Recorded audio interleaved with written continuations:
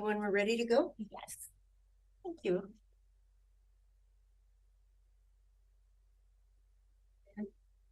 Great. We'll be ready to go when the clock strikes 10:30.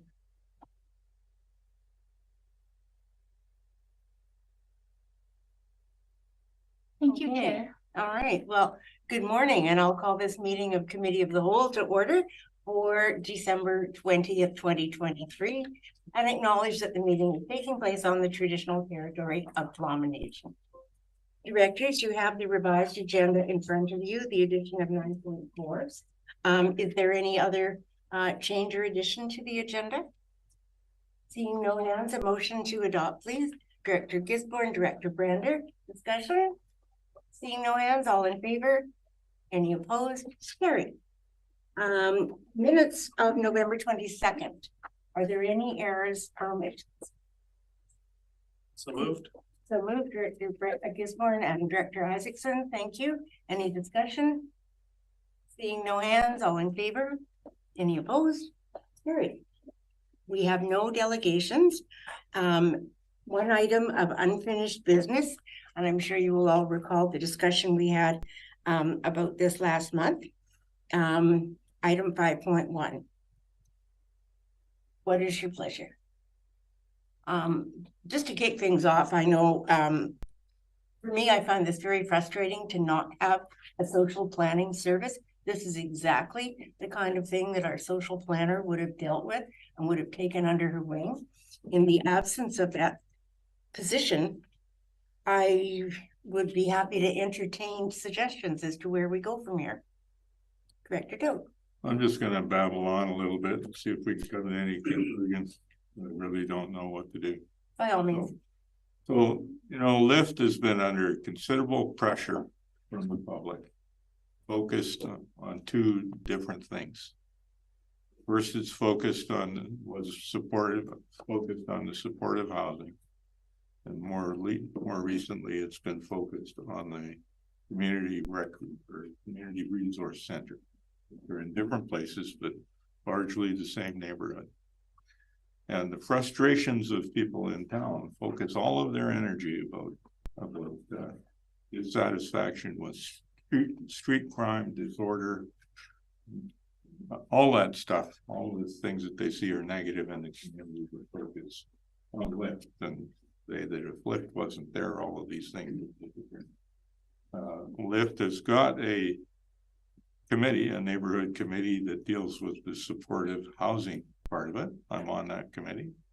Everybody on that committee says that since COVID and since LIFT has been putting more things in place and providing more services and changing their rules, the things around the supportive housing have gotten better. You know, about the community resource center, you know, it's hard to say exactly what that is. But the community wants to get together and deal with everything on an every issue that can come up about homelessness and street crime and disorder. And all of those things, I think that's just what LIFT is trying to do. I don't think it's going to be a small job where you can spend an hour and a half on it every 3 months and think you're doing the job of this committee to solve all the ills of homelessness in Fowl River. But it's a worthy attempt. But if the board wants to appoint somebody to be on that committee, then they better be ready to be doing a lot of work, putting in a lot of hours to actually try to do something, rather than get together and talk about how it would be nice if somebody else did something. My 2 bits. Might I ask you then, Director Doubt, if the city has made a decision or considered being part of it? The city has not considered this at all at a meeting, not received any correspondence at our meeting, and not spent 2 minutes discussing it. Thank you. Other comments from directors? We have to respond at some point. I mean, we do have to decide if we're going to be part of this homeless task force or what our response is. Director Paul. Thank you. I'll add maybe just a suggestion of how we might go forward. I mean, if we had SAPAC, it would be easy if it was working. If this task force already existed, it would also be easy, because then we could just decide whether we want to appoint a director, a willing director, to sit on it. So given that we don't have SAPAC, we probably are limited in our ability to create that. I mean, we might want to go down that road, but another way is that we could respond to LIFT and say, if there is someone around the table who's willing to be on that task force, if it existed, to respond and say, yeah, we would like to join. We would send a director. We would appoint a director to such a task force. It wouldn't, I mean, it's a little different from SAPAC. They're talking about RCMP, Powell River Fire Rescue, and so on. And they're also talking about some of the issues that we brought up during the grant and aid request. They're trying to address some of those things. So I think it's really important that we respond. I think it's essential that we respond. We can't say, do these things. They say, okay, we'll try something. And so I think maybe we one option would be to write a letter back to them and say, yes, we would like to join that. Maybe even say, we're not able to create that, but we can help. Or maybe we appoint someone. Maybe it's just a kind of stepwise process. We would like to do that. If they have enough people, then the first, we appoint someone, and the first meeting is to start, bootstrapping this task force up. So maybe the first little step we could at least do is write a letter and say, yes, we would like to join. We would like to appoint someone to such a task force. Thank you, Director Fall. Are you making that as a motion? Well, I see Director Lennox with his hand up, but I'd be happy to make that as a motion. Maybe I'll let Director Lennox speak first. Okay, thank you. And I think Director Isaacson was before Director Lennox. So we'll try whoever, yeah. do this in order here. Yeah, I miss you though. Thank you. Yeah, I mean, I'm a little bit behind in my email, but I don't believe the city has received this request in correspondence yet to be able to respond to. Yeah, I do think it's really important to respond. As Director Doubt said, so much community ire has been directed towards LIFT because it's hard to direct your ill will towards the economy or COVID. People are looking for somewhere to direct their frustrations. And I think this is an attempt at solution. And so, aligned with Director Fall, would like to indicate support. I agree that this would be something that I think would actually make more sense for a staff member to sit on, and that it would make sense if it was a social planner. But we don't have that. And so in lieu of, I would support a motion similar to what Director Fall suggested, where express enthusiastic support to appoint a director. And but part of me would also be wary. Yeah, I think that the formation of the task force and discussion over like, how is it chaired? Where does the support come from? That's a bigger conversation, because I would not like for this to be carried again by Left Alone, feeling like they're one of the only organizations trying to act in these areas.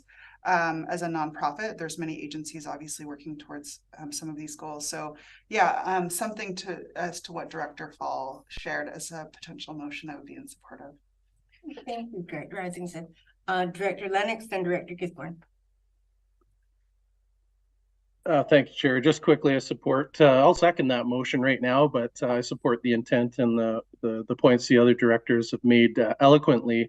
I think, we have been participating in these attempts. I think most of these objectives are the ones we have. So this is an opening request about collaboration, and sort of terms of reference and all that is sort of down the road. So I think it behooves us to respond that, of course, we would like to be a stakeholder. There's quite a few other agencies here that, I've learned over my career that bringing all those silos together is an important effort to get it right when you're heading to solutions. So I support this. Thank you. Thank you, Director Lennox. Director Gisborne. Well, thank you. Yeah, convening a joint homelessness task force gets me thinking. I agree, it shouldn't just be on LIFT's shoulders alone. I think they kind of get caught in the crosshairs enough. Sorry. And when really homelessness is, as Director Lennox just said, multiple silos. How does it impact local land use regulations? How does it impact our social planning service? How does it impact our grant and aids? And not just at the regional district, but also at the city, but also at Tla'amin Nation. So I'm also wondering if maybe this is an item that should be sent over to our next C3 meeting to discuss, with Tla'amin and with the city all together to kind of go, hey, what is it that we want to do around homelessness in our community? Because right now it's, Lyft is kind of like the magnet. They're kind of getting all the flack for all the things that have been attracted to the magnet, but those issues and their problems, like, it's not them that are creating the problems. They're just attracting, difficult people due to economic circumstances and as we all know, it's a large tangled mess. And they're one of the only organizations that's on the front lines. And that's why they get, poked. But homelessness occurs all over our community, in the electoral areas, on Texada. And this is where my concern is, if we say, okay, Lyft, we want, you to run the group, well, then it kind of puts even more focus on them and the services that they're providing, when really, if we want to do a really functional homelessness task force, I think it should be region wide in its scope, and that should include the city, the electoral areas, and Tla'amin Nation. So I'm wondering if maybe when a motion does get made, if an amendment to also forward to the C3 for discussion to find out, what we can do together and collaboratively. No, I think that's a very good suggestion. So let's go back to Director Fall.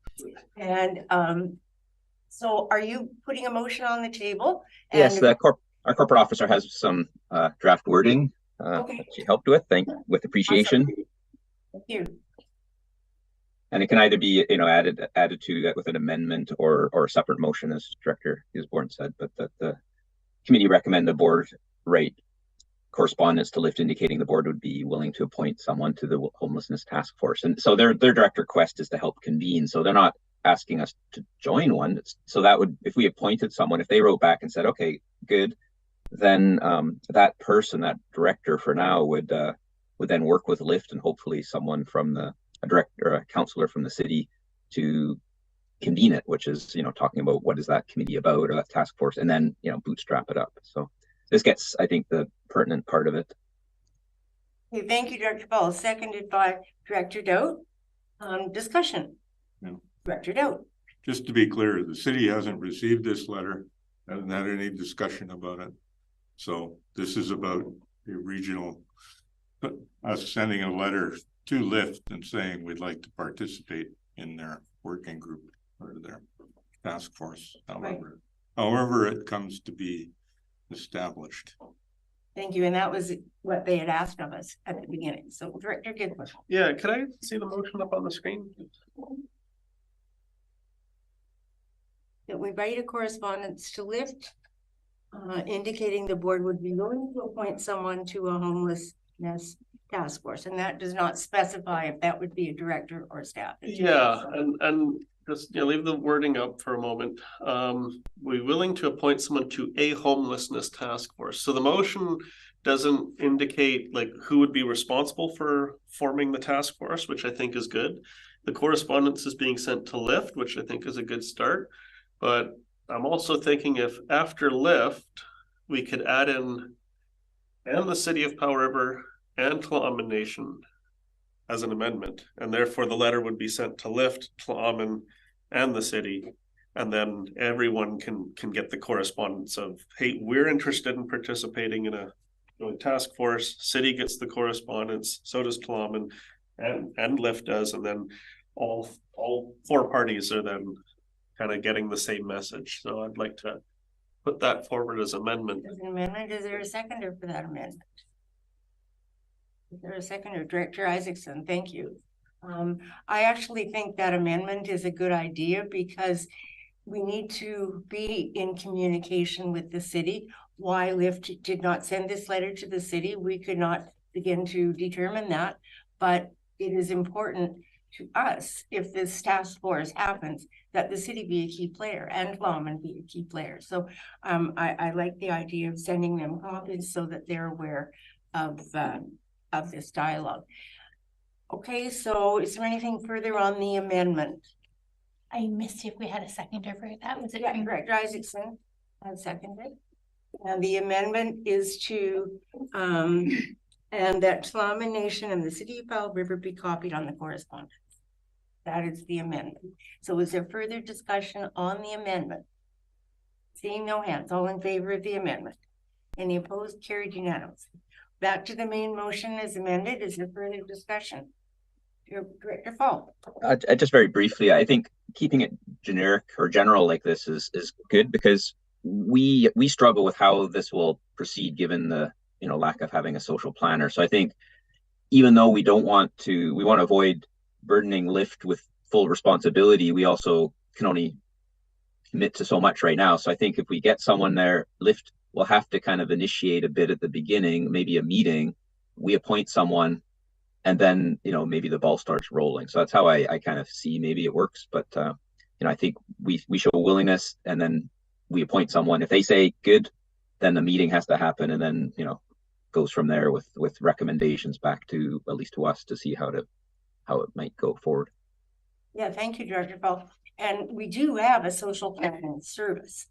We don't have a social planner, and there's no activity other than granting, giving grants from the social planning service, but that service does exist. So I'm just wondering if we want to include in this motion any reference to referring it to the social planning service.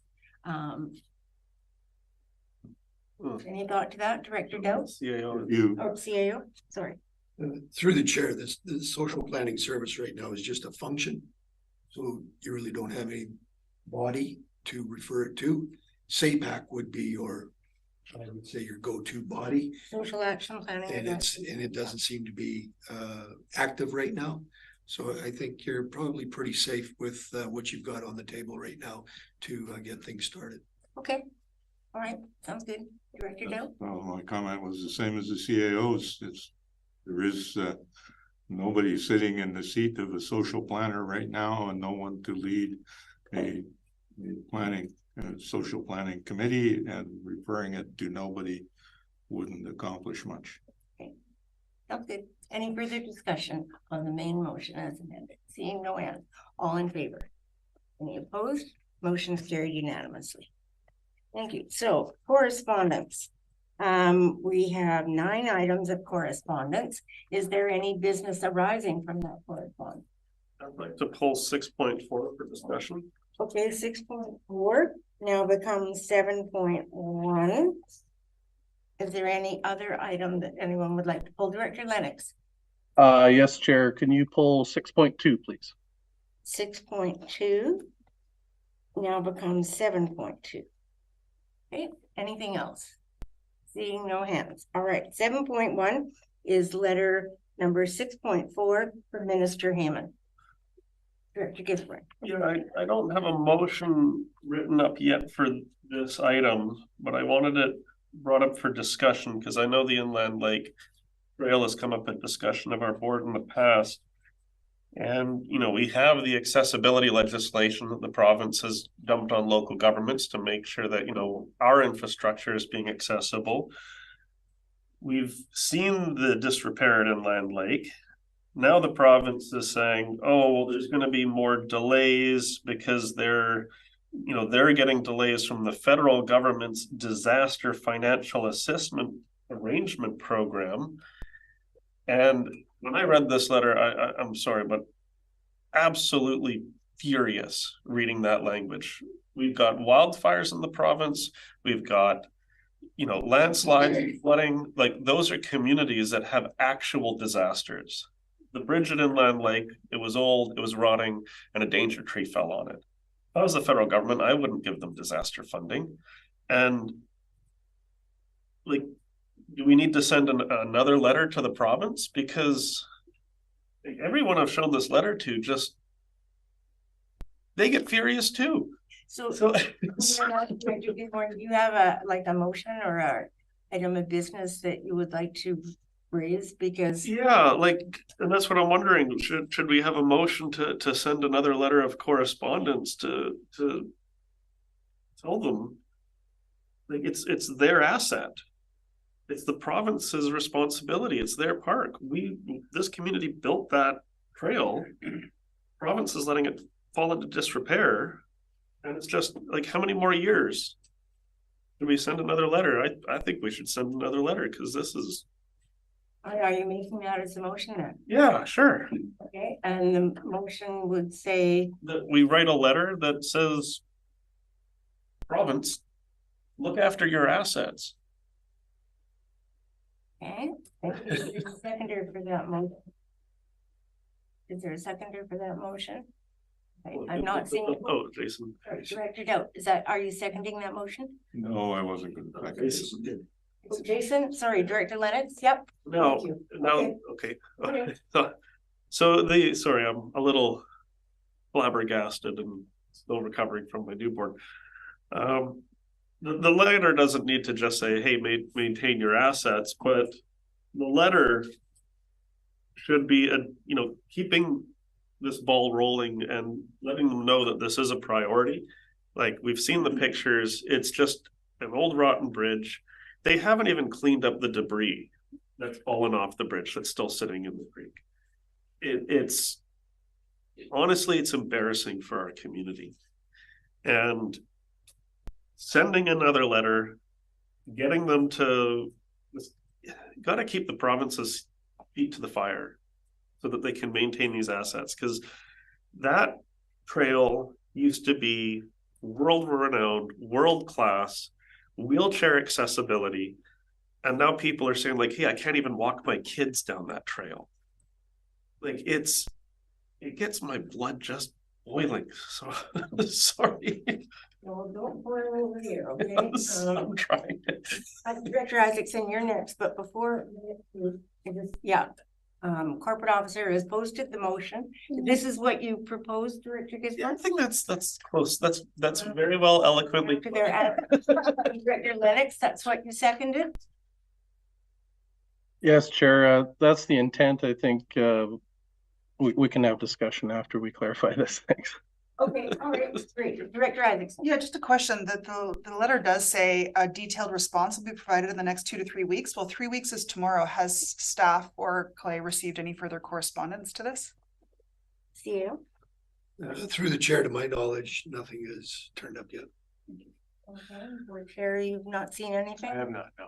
Okay, Director Fall. I understand the frustration of Director Gisborne, but I'm a little concerned about sending such a letter. They are writing to us about saying two things in this letter. It's not a letter that says we're not doing anything. It's not just a kind of brush off. They're saying they're seeking funding. Now, I don't have any opinion on their source of funding because it may have a name and it may have the word disaster in it, but I know nothing about the terms of reference and eligibility for that funding and how much money there is and so on. And if they're getting money from it, I don't actually care where they get their money from as long as they do it. And they're also saying they're going to provide detailed response in the next 2 to 3 weeks. So I guess the question I might have, if I was to support this, if it was asking questions like we want, we look forward, or we want to know in that upcoming response that it's that of what their timelines are. Like they mentioned administrative delay. What is that, and when will it happen? Because just to write to them and say, take care of your asset. Well, they've just written to us saying we are taking care of our asset and we're seeking money for it and we're going to give you information on it. I think it's unnecessarily, it's kind of redundant almost, and doesn't really achieve anything until we get that. I would prefer to wait until we get that correspondence they're saying is about to come myself. But thank you, Director Hall, Director Doubt, and then Director Brander. We're writing a letter. I would like it to express our disappointment that they don't have a plan for replacement of this jewel of accessibility in the park system, and that we're trying to make all of our parks in the region as accessible as possible. And this is one of the key assets, and we'd like to hear more concrete action happening on that. And I think that might express how we feel, because I'm disappointed. I was disappointed about their reply. When I saw the reply, I thought somebody in the office is saying, hey, we met with these people, we got a letter, we're going to have to give them an answer, so we'll send them this letter. It says, we're hoping for some disaster relief money and we'll let you know in the future. Well, it's 2 to 3 weeks have gone by. it hasn't got back on their desk again yet. And if we write a letter expressing our disappointment and the value it is to the community, maybe that will prompt them to get whatever funding they can get and get it done. So I just would like to add that concept into the wording when it happens. Okay, staff have got that concept, and did you want to amend the motion at all? No, I think it could fit in with the motion as it exists. Okay, sounds good. Director Brander, then Director Gisborne. Thanks, Chair. Excuse me. I, like everybody here, is really disappointed with the condition of the Inland Lake Trail. I tend to agree with Director Fall that we do have a letter in front of us saying 2 to 3 weeks. We just 3 weeks. I think it's a little premature to be sending this. The new motion, but I wouldn't be against postponing it for another month to at least say that we gave you plenty of chances to respond to this, and then we can go back and poke them and say, hey, what's happening now? We got to keep this going. But I think we're being a bit premature by making this motion right now. So I'd be willing to postpone it to next month and make that motion if anybody would second it. Okay, are you making that motion? Sure. Okay, to postpone, is there a seconder for postponement? Director Fall, thank you. Okay, now Director Gisborne, you were next. Now we're talking on the amendment. I was just going to point out we're at committee of the whole. So if the motion passes here, it would go to the board meeting next month. That's right. So I don't think we need to postpone it to the committee of the whole next month. So if we vote down the motion to postpone, it'll be before the board in January. And then if they have the letter sent to us, then we should have that as part of the agenda at the board meeting at that point. If it is satisfactory, then we can just vote down the motion at the board level. Otherwise, if they still haven't sent us anything, then we can express our displeasure at the board level. So whatever passes today, I don't think we're saying let's have it at the afternoon board meeting. So I'm actually opposed to postponing it to the committee of the whole in January, because it's going to be at the board meeting in January anyways. That's right. And committee of the whole doesn't meet until the 24th of January, which means it wouldn't come up to the board till February. So Which is more than 3 weeks. Yeah. yeah. Yeah. Okay, so we are back to speaking on the amendment. Is there further discussion on the amendment? I'm seeing The motion to postpone. sorry, the motion to postpone. All in favor of the motion to postpone? Was that to a certain point in time? Sorry, just No, it clear. was to So the the next committee committee. will in January? Okay. And it has been seconded. So is there further discussion on postponing? Seeing no hands. All in favor of the motion to postpone?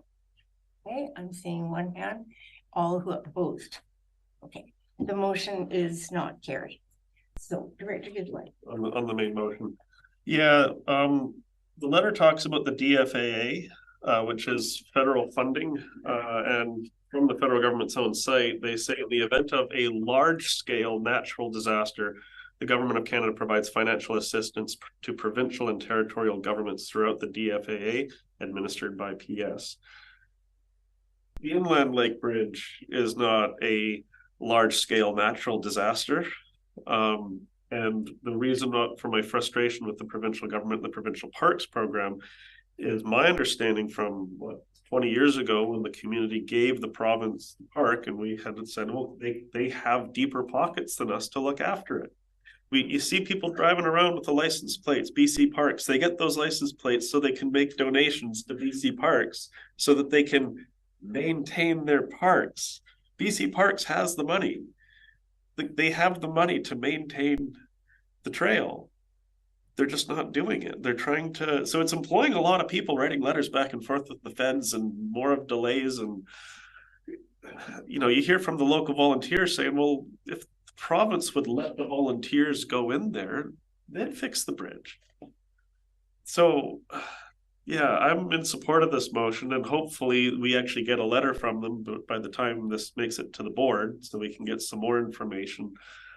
But this is something that, you know, if the bridge had fallen down a few months ago and okay, we're waiting to find out more, but this has been going on for a long time. And it's becoming, you know, it used to be something that we would advertise that we had, and now it's become an embarrassment.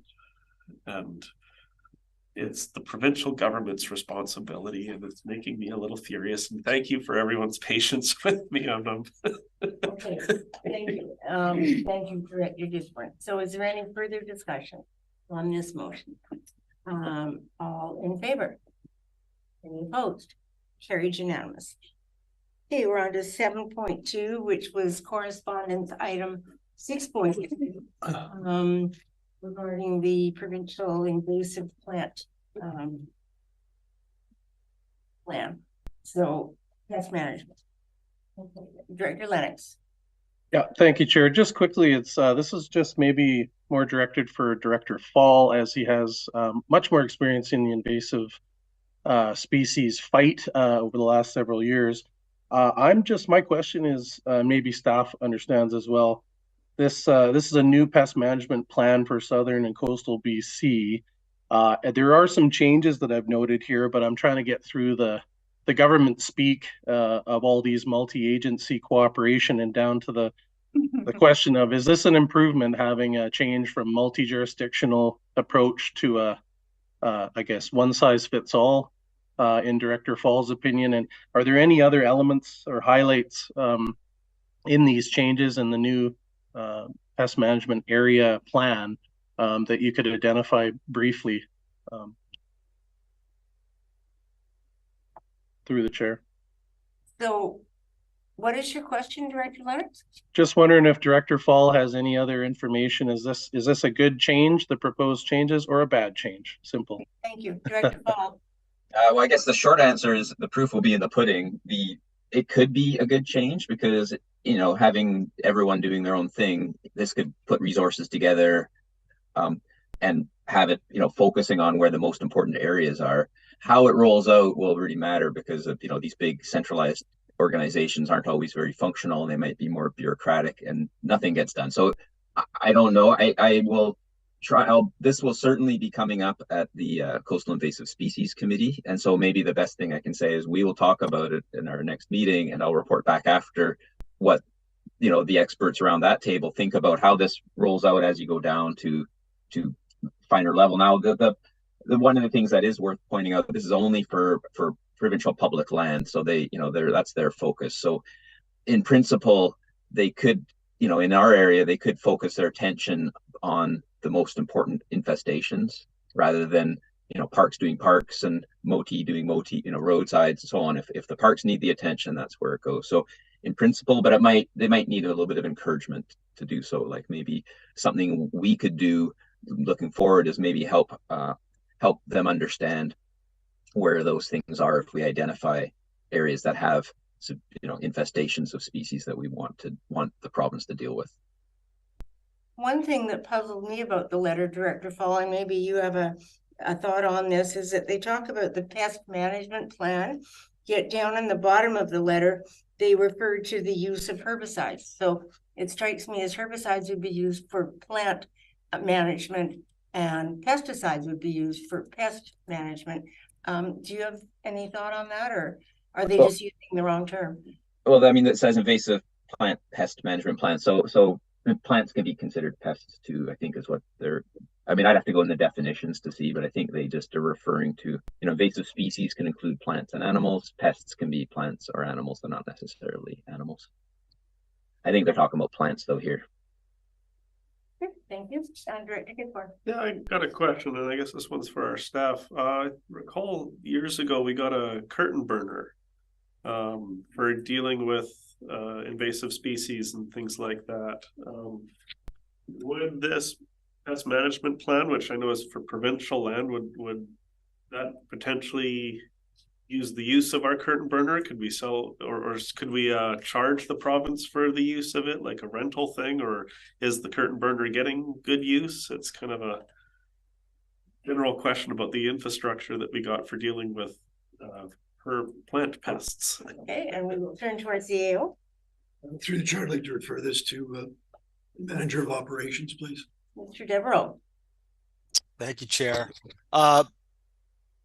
We do use the curtain burner to burn locally collected invasive plants, mainly from our free drop-off that we have in May.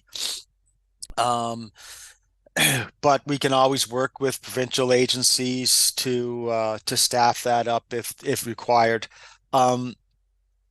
I did look at that letter briefly when the agenda came out. I don't think it's a big change in what the province is already doing. So, and I think it's more just a combining synergies from the different ministries. So they hire one contractor instead of each ministry hiring a different contractor to maintain the eradication of particularly Japanese knotweed on Crown land. It's a big problem on Forest Service FSRs and in MOTI's gravel pits and reserves where they dump because they ditch and they dump their roadside waste into those spelled things and you end up with seeding invasive plants. Thank you, Chair.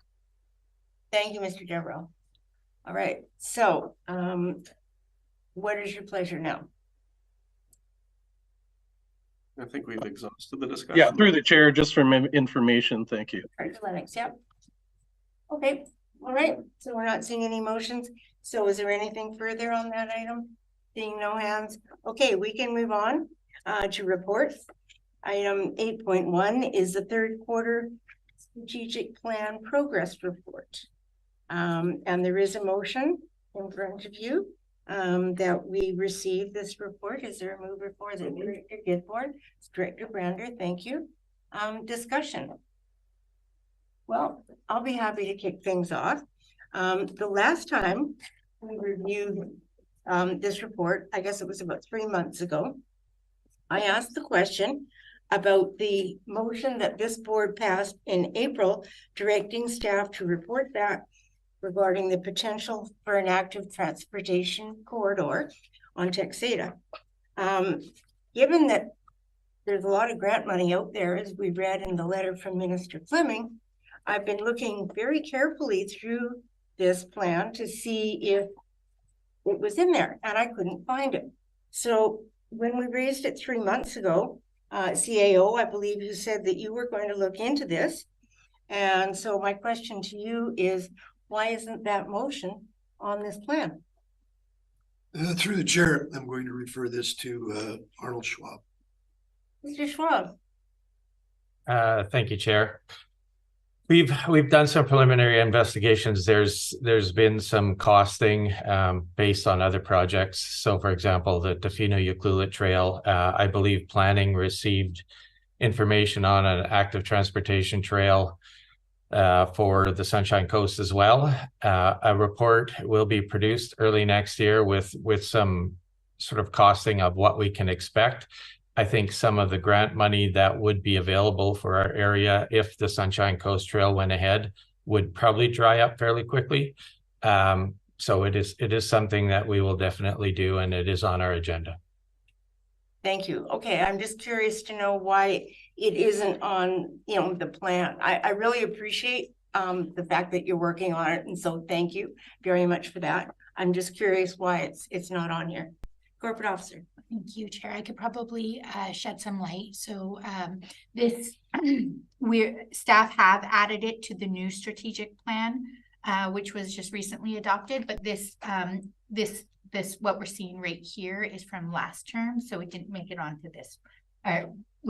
This is the last strategic plan, so you will see it on the next report. Okay, because there's things that have had come up much more recently than that are on here, and for some reason that item is missing. So, okay, I'm satisfied with that. Thank you very much. Yeah, on page 5 of 70 of the report, Myrtle Pond Water System Water Conservation Boards, and it says 100%. And it has the motion, but then over under current status, it says 31%. So I haven't gone down and checked to see if there's boards up or not recently. I've been kind of stuck on the farm, so I'm just wondering how is the status of the bulletin boards? Yeah. Through the chair, I'm going to defer this to Manager of Operations. Mr. Deverell, welcome back.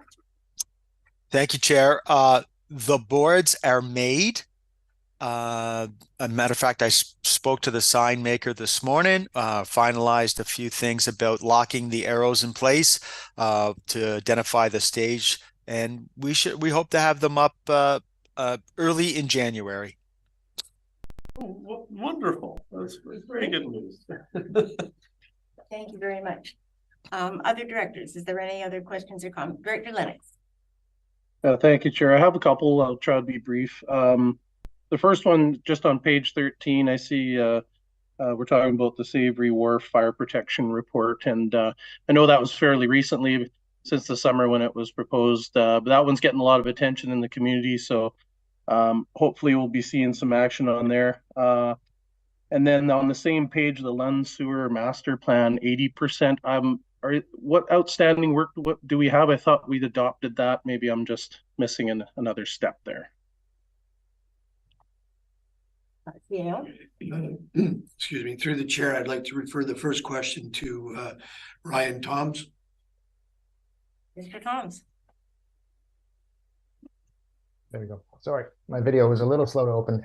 Chair, I can respond to that. We intend to bring that report forward in the new year. Just waiting on some other priorities within our work plan pertaining specifically to Savory. So had the conversation here, and you can look forward to the report regarding the wharf early in 2024. Great, thanks. And I can answer people who are contacting me. Thank you, Director Lennox. CEO, did you have another comment? Through the chair, and the second question, I'd ask Arnold Schwab, Manager of Asset Management, to respond, please. Mr. Schwab.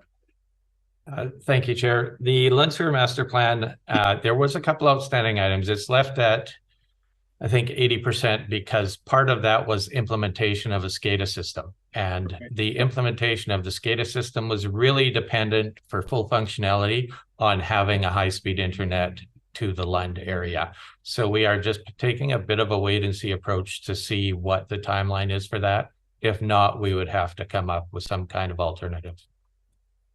Thank you for the answer. I knew there was a missing piece there. Chair, maybe I could just take the liberty, one last item, page 28, the Savory OCP update at 7%. Obviously, we're doing some background work there, but the last little footnote, a little bit concerning that looks like we're going to be receiving some kind of a report on contracting out this attempt. So maybe, you know, obviously we're talking about workloads for staff, and obviously we're seeing some pinch points here. So maybe we could have a little explanation on that one. Thank you, Director Lennox. CEO. Through the chair, I'd like to ask our Manager of Planning, Laura Rodden, to respond. Yes, Rodden. Through the chair, thank you for the question. Totally legitimate question. I know it's disappointing that we haven't made more progress towards the Savory OCP review and update, but it's simply a matter of our lack of capacity. We only have 2 people in the planning department, and we've had a lot of emerging issues that were a priority that had to be dealt with, such as the ALC exclusion, responsibility and application, rezoning application that's a large one, and the housing files have been substantial. Without a social planner, the planning department is picking up all of those housing related directives from the board. And so that's the reason why we haven't made more progress. And so looking forward to 2024, I have included in the draft planning department budget funds to contract a planning consultant to lead that process. And that way we will get that project initiated in the new year. Okay, thank you for the explanation. I think it's good for citizens who are wondering what's going on to have a record of the explanation. So I appreciate that. Thank you. Thank you, Director Lennox. Okay, anyone who hasn't asked a question yet? Director Fall. Just briefly, and it's more a comment than a question. So on page 45 of our PDF, so what page is that? it doesn't matter. Update online mapping with OCP and zoning layers. So it's pretty close, says 95%. And I understand the comment that, staff, there's emerging issues and competing priorities.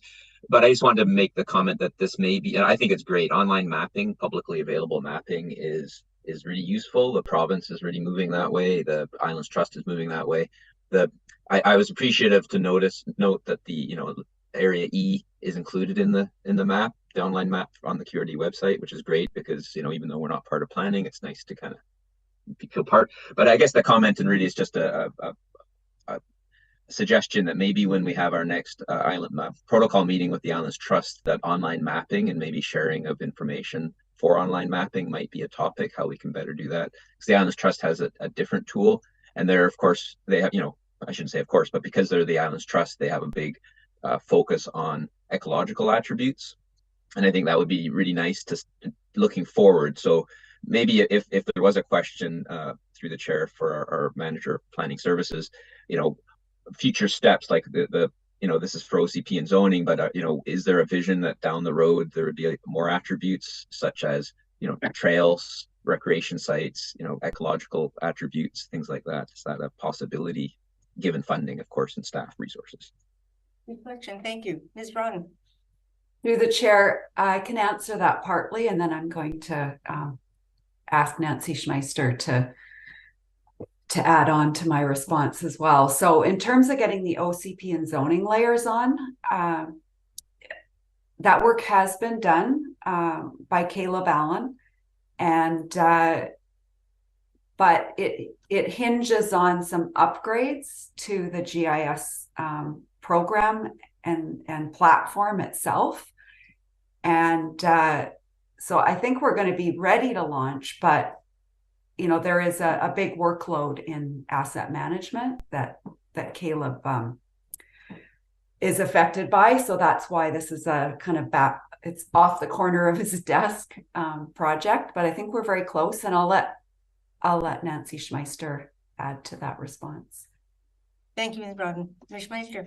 Thank you. Through the chair, yes, Caleb is definitely making good progress on getting those layers ready to go. But the reason we've always sort of avoided putting trails, rec sites, those kind of data sets on our mapping is because it's really not our data, right? They're not our jurisdiction. And especially with respect to the trail system, I know years ago in working with developing a trails layer, we were very reluctant about putting it on our website for people to use because so many of the trails in our communities go through private land and all different types of land. So we didn't want to sort of be seen as encouraging or, condoning things like that, the use of those trails through those private properties. So, we're certainly able to do a lot of that. We have a lot of those data sets, whether or not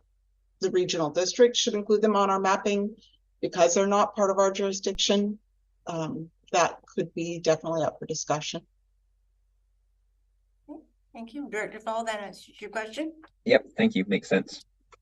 Thank you. Director Gisborne next. Yeah, it sounds a bit like, folks swimming in the quarry on Texada, and that was fine until it was advertised. Then it's private property. So one of my questions, thanks to Director Lennox for bringing up some of the issues around delays in planning. And I'm taking a look through the strategic plan progress report, and I'm wondering about, we passed a motion, I think it was in November, about getting a staff report for OCP changes for lot coverages and floor area ratios. And I don't see it in the strategic plan progress report. And my initial thoughts is maybe it's because this report first goes to the in-camera meeting and then it comes to our board. So I think there might be like a delay. So when the motion that we passed, it just hasn't shown up on the report. So I'm just curious about like how is the status of that upcoming report, because we're hearing there's a lot of challenges, like the rezoning request So. And I believe our jobs here has a reply. With regards to it, this is for the third quarter, so that will appear on the fourth quarter progress report. And then I would direct to the manager of planning services for a response on the status. Okay, thank you. Ms. Rodden? Through the chair, yeah, that delay, I concur with Ms. Jones. It doesn't appear, it will appear on the next strategic plan progress report. But I can confirm that staff have not started working on that report as of yet. And we've put a hold on any of the board directives related to housing until the housing needs report comes forward. And I have just completed a report, project completion report on that. And Patricia Maloney has finished that housing needs report, and it will be on the planning committee agenda in January. Once that report has been accepted, then we'll be able to pick up all those outstanding housing related board directives, because we wanted to have the most current housing needs information before we move forward with those items. Okay, well, good. Yeah, because it is concerning for the board, as staff resources are very limited.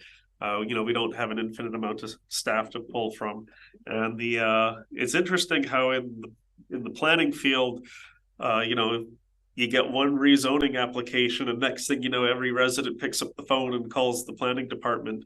And it's, most people don't realize that if you sit on the phone with the planning department for 45 minutes and every person does that all day, well, nothing else is getting done in the planning department, because they're having to field the calls of every single concerned resident that's calling. And of course, the residents have a right to do that. So that's one of the reasons why I'm so keen on reform and kind of like pre-zoning, so that way it kind of gets some of these things out of the way.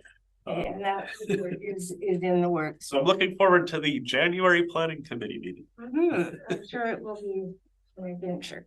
Okay, I have one other little question, and it's regarding also on page 25, regarding the electric vehicle charging stations on Texada. I'm looking for grant money.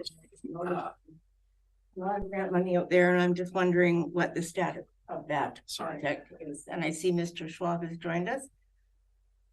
Thank you, Chair. I have been doing some background work. We have met with a couple of the organizations, and I think sort of past employees or elected officials from this organization. There is money available. And we have reached out to some other people as well and discussed potential locations, I guess, for the chargers. One of the issues we constantly encounter is they can go in areas, but we have to have some kind of cell service or internet service. Obviously, again, a stumbling block, and it will be an ongoing cost. So another report will be coming. We have discussed it recently, and it's going to really come down to whether the board would choose to have a service, put it on one of our buildings, and somebody will have to talk about the ongoing costs of this type of service and what we would charge for it. Right, and we do have that service now at the old school building, which houses the library and the senior center. There already is Wi-Fi in that building, so that is one location. I know the park has been suggested as another location. We want to encourage people with electric vehicles to come and visit the island.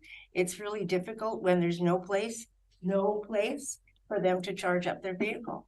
And that sends the wrong message. That sends the message that we don't want electric vehicles on the island, when in fact we do.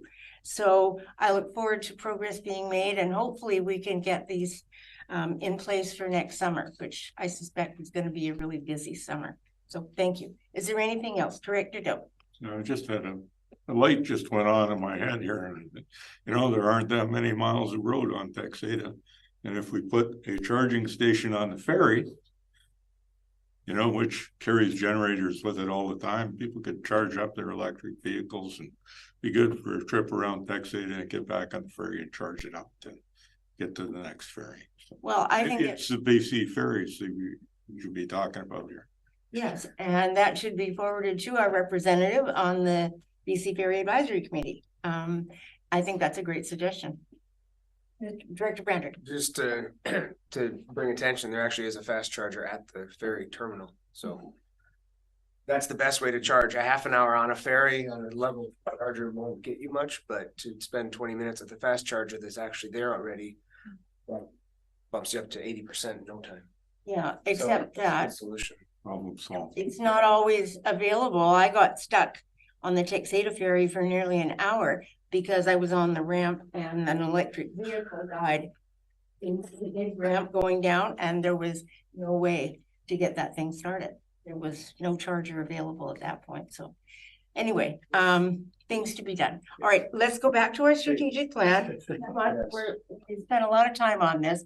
So is there any further questions about this plan, or we can move on? Director I Doug. just have a general question for the CAO, and not faulting staff, but I think a large number of the answers about where things are in the strategic plan have come down to staff availability.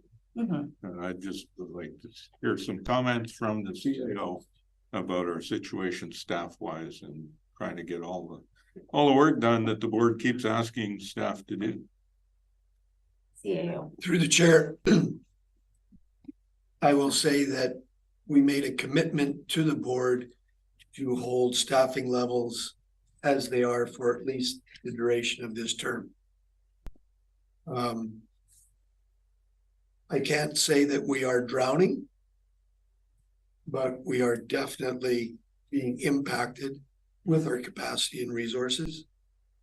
And we continue to do the best that we can do with the resources that we have.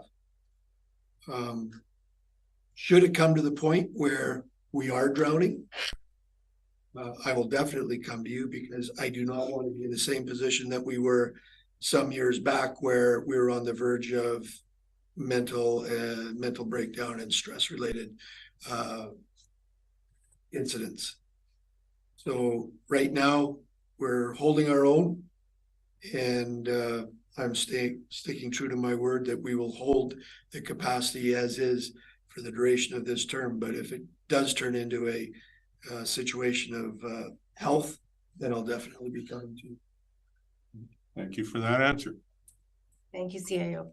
Director Isaacson. Thank you. This question, you may already know this, given that I'm an alternate. This is my first meeting, but I'm wondering when there are competing priorities and some things that you have to put on the back burner, is there a practice of coming back to the board and saying, you know, planning department has these 10 things right now, these are on the back burner. Are those the right things that you want to be on the back burner? Like, does board help prioritize, or is that solely in your responsibility through the chair to CAO?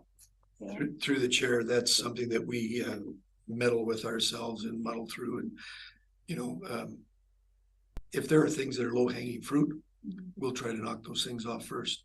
But I think in the situation that Laura Rodden expressed to you, those things are getting kept in the back burner because of an important report that needs to be brought forward first.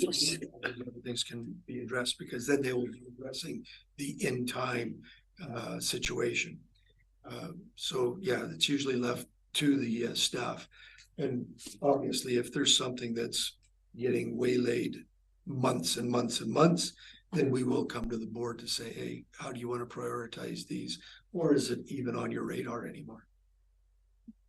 Thank you. And I appreciate that it is challenging with not only the competing demands that the directors put on the table, but also the requirements of the province for further evaluations and assessments, et cetera. So it's not easy. Okay, Director Doughton, maybe we'll make this the final comment. Really quick comment.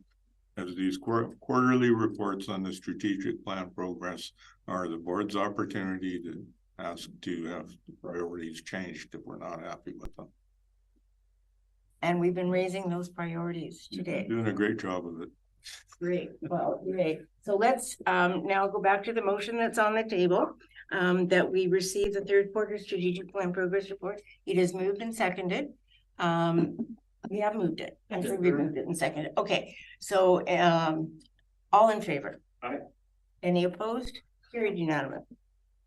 Thank you. We are on to 8.2, the policy regarding agricultural land reserve exclusion. So moved. So moved. Thank you, Director Brandon. Second, discussion. Director Gisborne. Yeah, I'd like to thank our planning department for the work they did on this policy for agricultural land reserve exclusion. And I'd also like to thank the Agricultural Advisory Committee for the work that they put in to, you know, touching up the policy.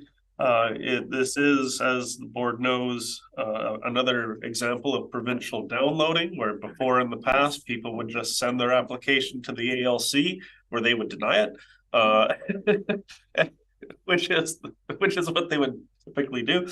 But now that the province has said, hey, local governments, you guys gotta, you know, vet it first and then collect the revenue, collect the fees, and then send it on to the ALC. This policy should help with these kind of discussions and these kind of concepts. And I also like that, you know, we got in this policy some clauses in there that says, hey, if we get an application and the Agricultural Advisory Committee thinks that, you know, maybe a non-adhering residential use would make more sense. Like someone says, hey, I want my land out of the ALR so I can get another dwelling for my kids. The Agricultural Advisory Committee could say, well, we could potentially support a non-adhering residential use to kind of meet that need without having to go the other route. But then I think non-adhering residential uses, they're not the same kind of thing where they have to go through local government. But either way, I'm taking up too much time and too much air. So I just want to say thank you again to our planning department and our agricultural advisory committee. And hopefully the policy serves us well and it doesn't need amendments in the future. But then again, you never know when the province is going to change their mind. So we certainly never know. And this is establishing a policy where we don't have one now. So I think that's very valuable. Is there any further discussion on this item? Seeing no hands, all in favor? Any opposed? Carried. 8.3, the Emergency and Disaster Management Act. And there is a recommendation here regarding expressing concerns. Is there a mover for this recommendation? Director Lennox, thank you. Director Gisborne. Discussion. Director Lennox. Yeah, thank you, Chair. I first of all just want to thank Mr. Tom for a very thorough report. It really illustrates all the concerns I had and identified a whole bunch more that I should have been thinking about, and I think that we should be thinking about. So good job there. And I think we should add our voice to the other districts that are very clearly illustrating that point. Thank you. Thank you, Director Lennox. Director Gisborne. Yeah, this is kind of, it's funny because this touches on a discussion we had earlier around Inland Lake. The federal government's funding for disaster financial assistance arrangements is a federal funding program that is then given to provincial and territorial governments to deal with major disasters. This legislation that the province has brought out to download onto regional districts is once again them shirking their responsibility when it's a provincial responsibility to deal with emergency and disaster management. And I remember this issue coming up at the AVICC where the province is saying, hey, you know, regional districts, you're going to now have, you know, the ability and the opportunity to, you know, handle disasters and emergency management in your area. And I hear someone at the table going, and the discussion around the table became, well, Capital Regional District has a lot of money. Most of their assets are all managed well. There's pipes, there's all these kind of things. So if they do have a bit of a disaster, you know, they got the pockets to kind of deal with it. But then you got Central Coast Regional District, which has a major Indigenous population, no municipalities, essentially hardly any budget. And they've got a lot of steep slopes and they get mudslides and they get these issues. And you get rural areas of the province where you get fires. They don't have the resources. They don't have the capacity to go out and handle these things. It's really, I find it's very inappropriate by, you know, putting this responsibility, which is a province-wide issue, onto regional districts, because not all the regional districts are built the same. You know, Metro Vancouver has a lot of money to deal with disasters in their neck of the woods.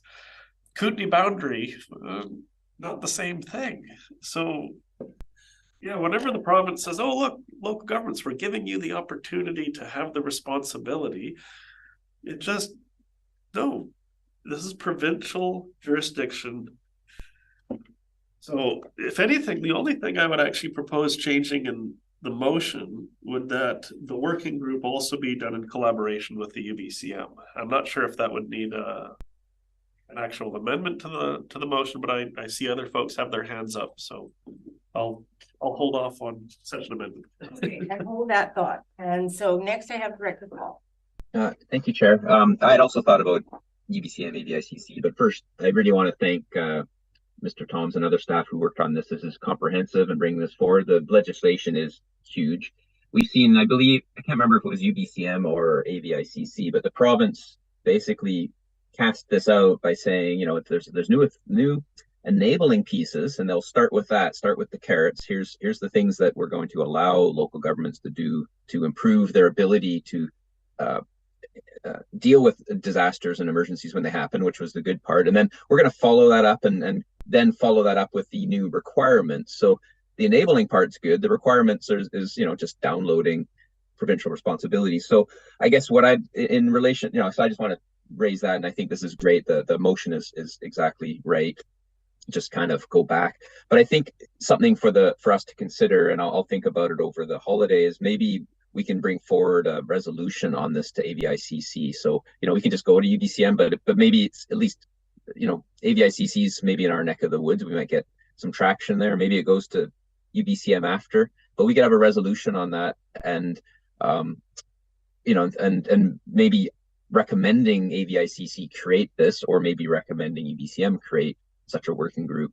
And if the province doesn't do it, then we'll do it through our local governments, and then, you know, start the ball rolling on that. And I am almost certain that we're not the only, I mean, as the report says, we know we're not the only one. So there will be other ones. There will probably be other resolutions. So if we band together, maybe there'll even be a opportunity to have a meeting on it at AVICC to say, okay, let's just form one and you know, start talking about it.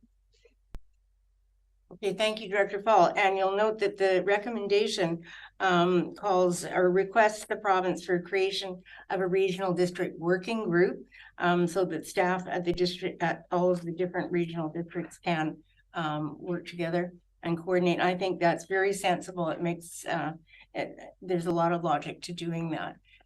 That doesn't mean the province will do it, of course. So further comments on this item? I'm seeing Director Isaacson. Yeah, it's more of a point of information for this board, and also perhaps for Mr. Toms. I was invited not as an appointment by City Council, but just as a general elected official to sit on the economy working group for the disaster and climate risk and resilience assessment project. And so it's an initiative of Ministry of Climate and you would know, Mr. Toms, you know that acronym. I don't have it off the top of my head. And at this phase, there's 6 working groups. I'm on the economic sector one, but there's working groups on natural environment, people and health, social fabric and culture, built environment, and governance systems. And it's working towards a provincial framework where we define resilience for each of those areas and define risks and the conditions and assets that support resilience. And after the provincial framework has developed, they'll be looking at regional frameworks. And so I just share this as a point of information. I'm not there representing the city of Pearl River. I'm there just as one of the elected officials that were invited, along with folks from Princeton, Kamloops, and North Van also sit on it, as well as about 1/3 of the people are provincial government senior staff. There's a number of like think tanks and academics, and a number of sector specific people on there. So if there are items that would be worthy of just me being aware of, or that you think this is an opportunity for influence, I mean, my area of focus is the economic sector, but just giving you a heads up, and everyone's welcome to get in touch with me if things pop to mind in terms of information or advocacy that would be helpful for me to know. Thank you, Dr. Isaacson. That's really good for us to keep in mind. Okay, anything further on this item? Okay, last comment, Director Gisborne.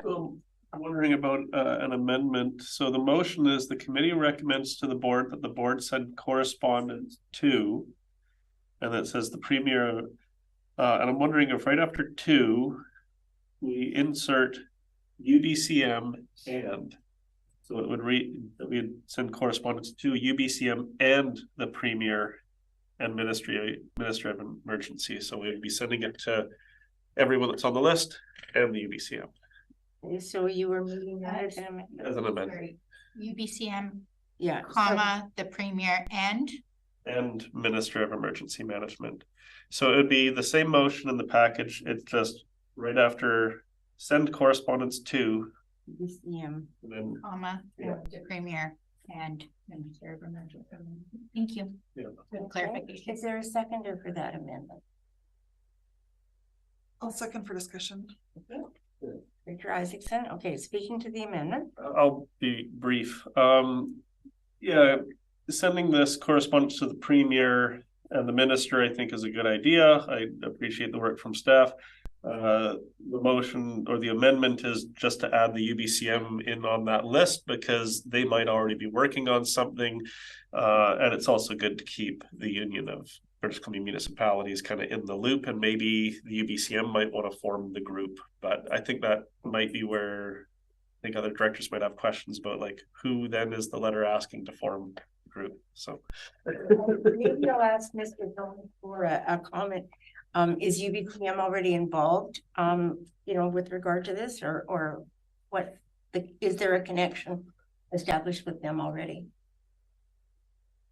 Mr. If I can respond to that, Chair, certainly the UBCM is aware, but to what degree of involvement? I think this movement among many regional districts now to request more time, more engagement, and perhaps a seat at the table is really just getting going this fall, since we only just saw the legislation just over a month ago. So it's really hard to gauge to what degree the UBCM is involved. Okay, thank you. Director Isaacson. Yeah, I'm wondering, so I seconded for discussion. I was unclear if UBCM meant the executive or the chair, or if it's about bringing forward a motion. And maybe I'm wondering if it makes more sense that UBCM executive is copied on this letter as opposed to being the recipient, and who it is directed to. So just throwing that out there as a possible different direction.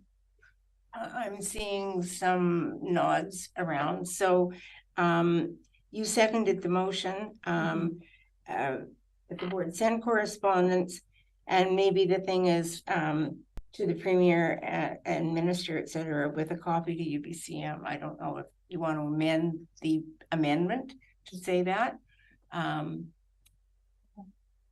Corporate officer.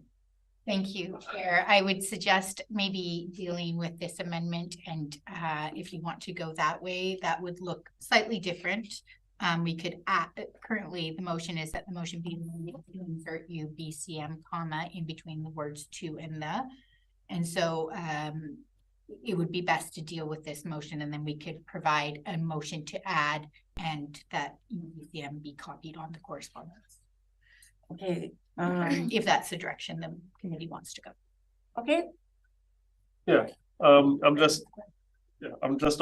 looking at this, the next motion that's going to be coming up after this one about the Fire Safety Act, and maybe language of in the same kind of design of that motion, because the next upcoming motion has an and that the committee recommend the board send correspondence to UBCM President Al Richmond and their working group, which is another motion. So I'm just kind of the purpose of this amendment is to try and get this resolution to be kind of more similar to the second one, but hearing from our corporate officer and other directors, maybe it would make sense to defeat this amendment, and then we could propose a motion that would then be similar. But I'll let's hear from Director Dowd. This is getting really complicated for something that everybody wants to do. I think we want to tell the premier all the ministers that are involved and the UBCM what we think about this. It shouldn't be that really difficult to come up with an address line that'll do that. So getting amendments to amended amendments in the weeds, and maybe we should just decide the list of who we're going to send it to, and our staff can put them in the right order. And that's nice, and I'm going to weigh in here just to say that I don't support the amendment. Our request is to the province, and we're expressing concerns to the province about provincial policy, and we're asking for the creation of a provincial body, the working group. So our comments are directed to the province, not to UBCM. And so I would like to call for a vote on this question so that we can move forward. This is on the amendment to add the words UBCM and to the recommendation. So I'm going to ask all in favor of this recommendation. Any opposed? Okay, the amendment is not supported. Okay. So now we're back to the main motion. Any further discussion on the main motion? Director Isaacson. A move to amend to a second clause, and that the UBCM chair is copied on the correspondence. Okay. And the president, sorry. UBCM president is copied. Okay, is there a seconder for that motion? I'll second. Okay, the motion has been seconded. Discussion? Seeing no hands, all in favor? Right. Any opposed? Carried. All right. The motion as amended? The motion as amended. All in favor? Any opposed? Motion is carried. 8.4, the Fire Safety Act. So moved. Okay, Director Gisborne has moved, seconded by Director Lennox. Thank you. Discussion. Director Gisborne. This is one where I attended the session at UBCM. It's something that urban centers are not overly concerned about because they have lots of very diligent building inspection, and they have all these they have the staff capacity, but hearing from other small communities, especially, I think about Central Coast, where they've got a lot of little resorts and a lot of fishing camps, and huge area with very little resources and staff capacity to go out and do these inspections and take on this responsibility. And the letter from 2016 from then Chair Bramazon, which outlines, we've got facilities way up outside of any fire service area. And the other issue that blew my mind was the one on Texadas, where we have an improvement district, but they're saying, the regional district would be responsible. And it's like, so what, the regional district's going to go and start putting their fingers in the pie of the improvement district? And I know how well that's going to go over. So, I'm not happy with the status of the legislation. And I also find it very concerning when the province brings in legislation, they don't bring it into force because there's so much resistance. And then they just wait and wait and wait. And then political parties change, and eventually they go, well, why isn't this brought into force? Let's just bring it in. And it's like, if you're not bringing it into force because it's not working for the local governments, then either amend it or withdraw it. That's my stance. Either amend it or withdraw it, because it doesn't work. Great. And you are speaking in favor of the recommendation in that case. Any further discussion? Director Fall. Just very briefly, and I just want to thank staff for bringing this forward. I think, it's sitting like this unfinished business, and now the province wants to kind of get it off their desk by just putting it in. And, the conclusion in the staff report states it really clearly that it hasn't come into force 7 years after receiving royal assent. And that's an indication that there's a problem with it. And so to just kind of bring it into action now is, people need to pay attention. So I'm glad that staff is aware, caught up on this, and, there's new action by the province, and just to say, well, nothing's changed. We still have the same concerns. So I think it's really appropriate. Thank you. Thank you, Director Paul. Seeing no further hands, I will call for the vote. All in favor? Any opposed? Carried. 8.5, the Community Ceramic Studio proposal for the Lasqueti Arts Center. I'll move the recommendation. Director Fall has moved, Director Lennox has seconded it. Discussion? Director Fall? Yeah, I really appreciated the recommendation, because I think there's going to be two sides to this. I mean, the on one side, I think it would be really useful. The Arts Council has really thought this through. They've got a good plan. There are people who will use it. They've got alternative or 2 different types of kilns they want to do, and so on. It's really could be a really nice asset to the community on this regional district property. On the other hand, it is also that area is where the market is held in the summer, and so people are used to using it. So I think public consultation is really important, and it's not a guarantee that everyone in the community will be super happy. They might take, some might accept, some might think there's a conflict. So I think it'll be the degree to which they work through that, and the people who run the market will of course have input on that. So I think this is really appropriate way forward. And if the community supports it, I think it would be really good for us to support it. I think it would be could be a really nice asset to the community to be able to make ceramics and fire them in as a community, because people having individual kilns, because of the energy requirements for kilns, it doesn't make a lot of sense. It makes a lot more sense to have communal kilns that get fired, and then a whole bunch of work goes through and producing the kinds of ceramics that could be done. Thank you. And a lot more people would benefit. We have a community ceramic studio on Texada under the Texada Arts, Culture and Tourism Society, and it's very well used. So I think it's a great proposal. So seeing no further hands, we will vote. All in favor? Any opposed? Carried unanimously. So now we are on to item 8.6 to rescind previously made motions, and it's a 2-part recommendation. That we rescind the 2 motions. Okay, so you're moving part 1. Sure. And Director Brander is seconding it. Discussion. Director Gisborne. Yeah, I remember this quite well. And I recall a discussion with a colleague from Sunshine Coast Regional District at the time, and he went, well, we're concerned about, paying for an integrity commissioner, because then we might be paying for your problems. Well, now with what's going on Sunshine Coast, I'm going, well, I don't want to pay for your problems. So I think at the end of the day, because the integrity issue is going on all over the province. If you want to have a bowl of popcorn and take a look at Harrison Hot Springs, you're welcome to it. But it is very difficult for communities and organizations when these kind of issues happen. And personally, I think at the end of the day, one of the best avenues for resolving some of these issues would actually be through the Union of British Columbia Municipalities. I've actually found going to those conventions and talking to other elected officials, they can give a great deal of guidance and input and help as to, how can we work together?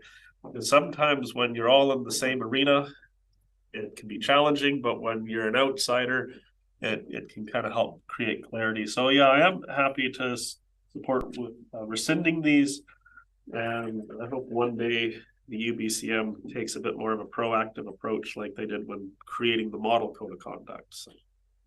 Thank you, Director Gisborne. I'm not seeing any. Director Doe.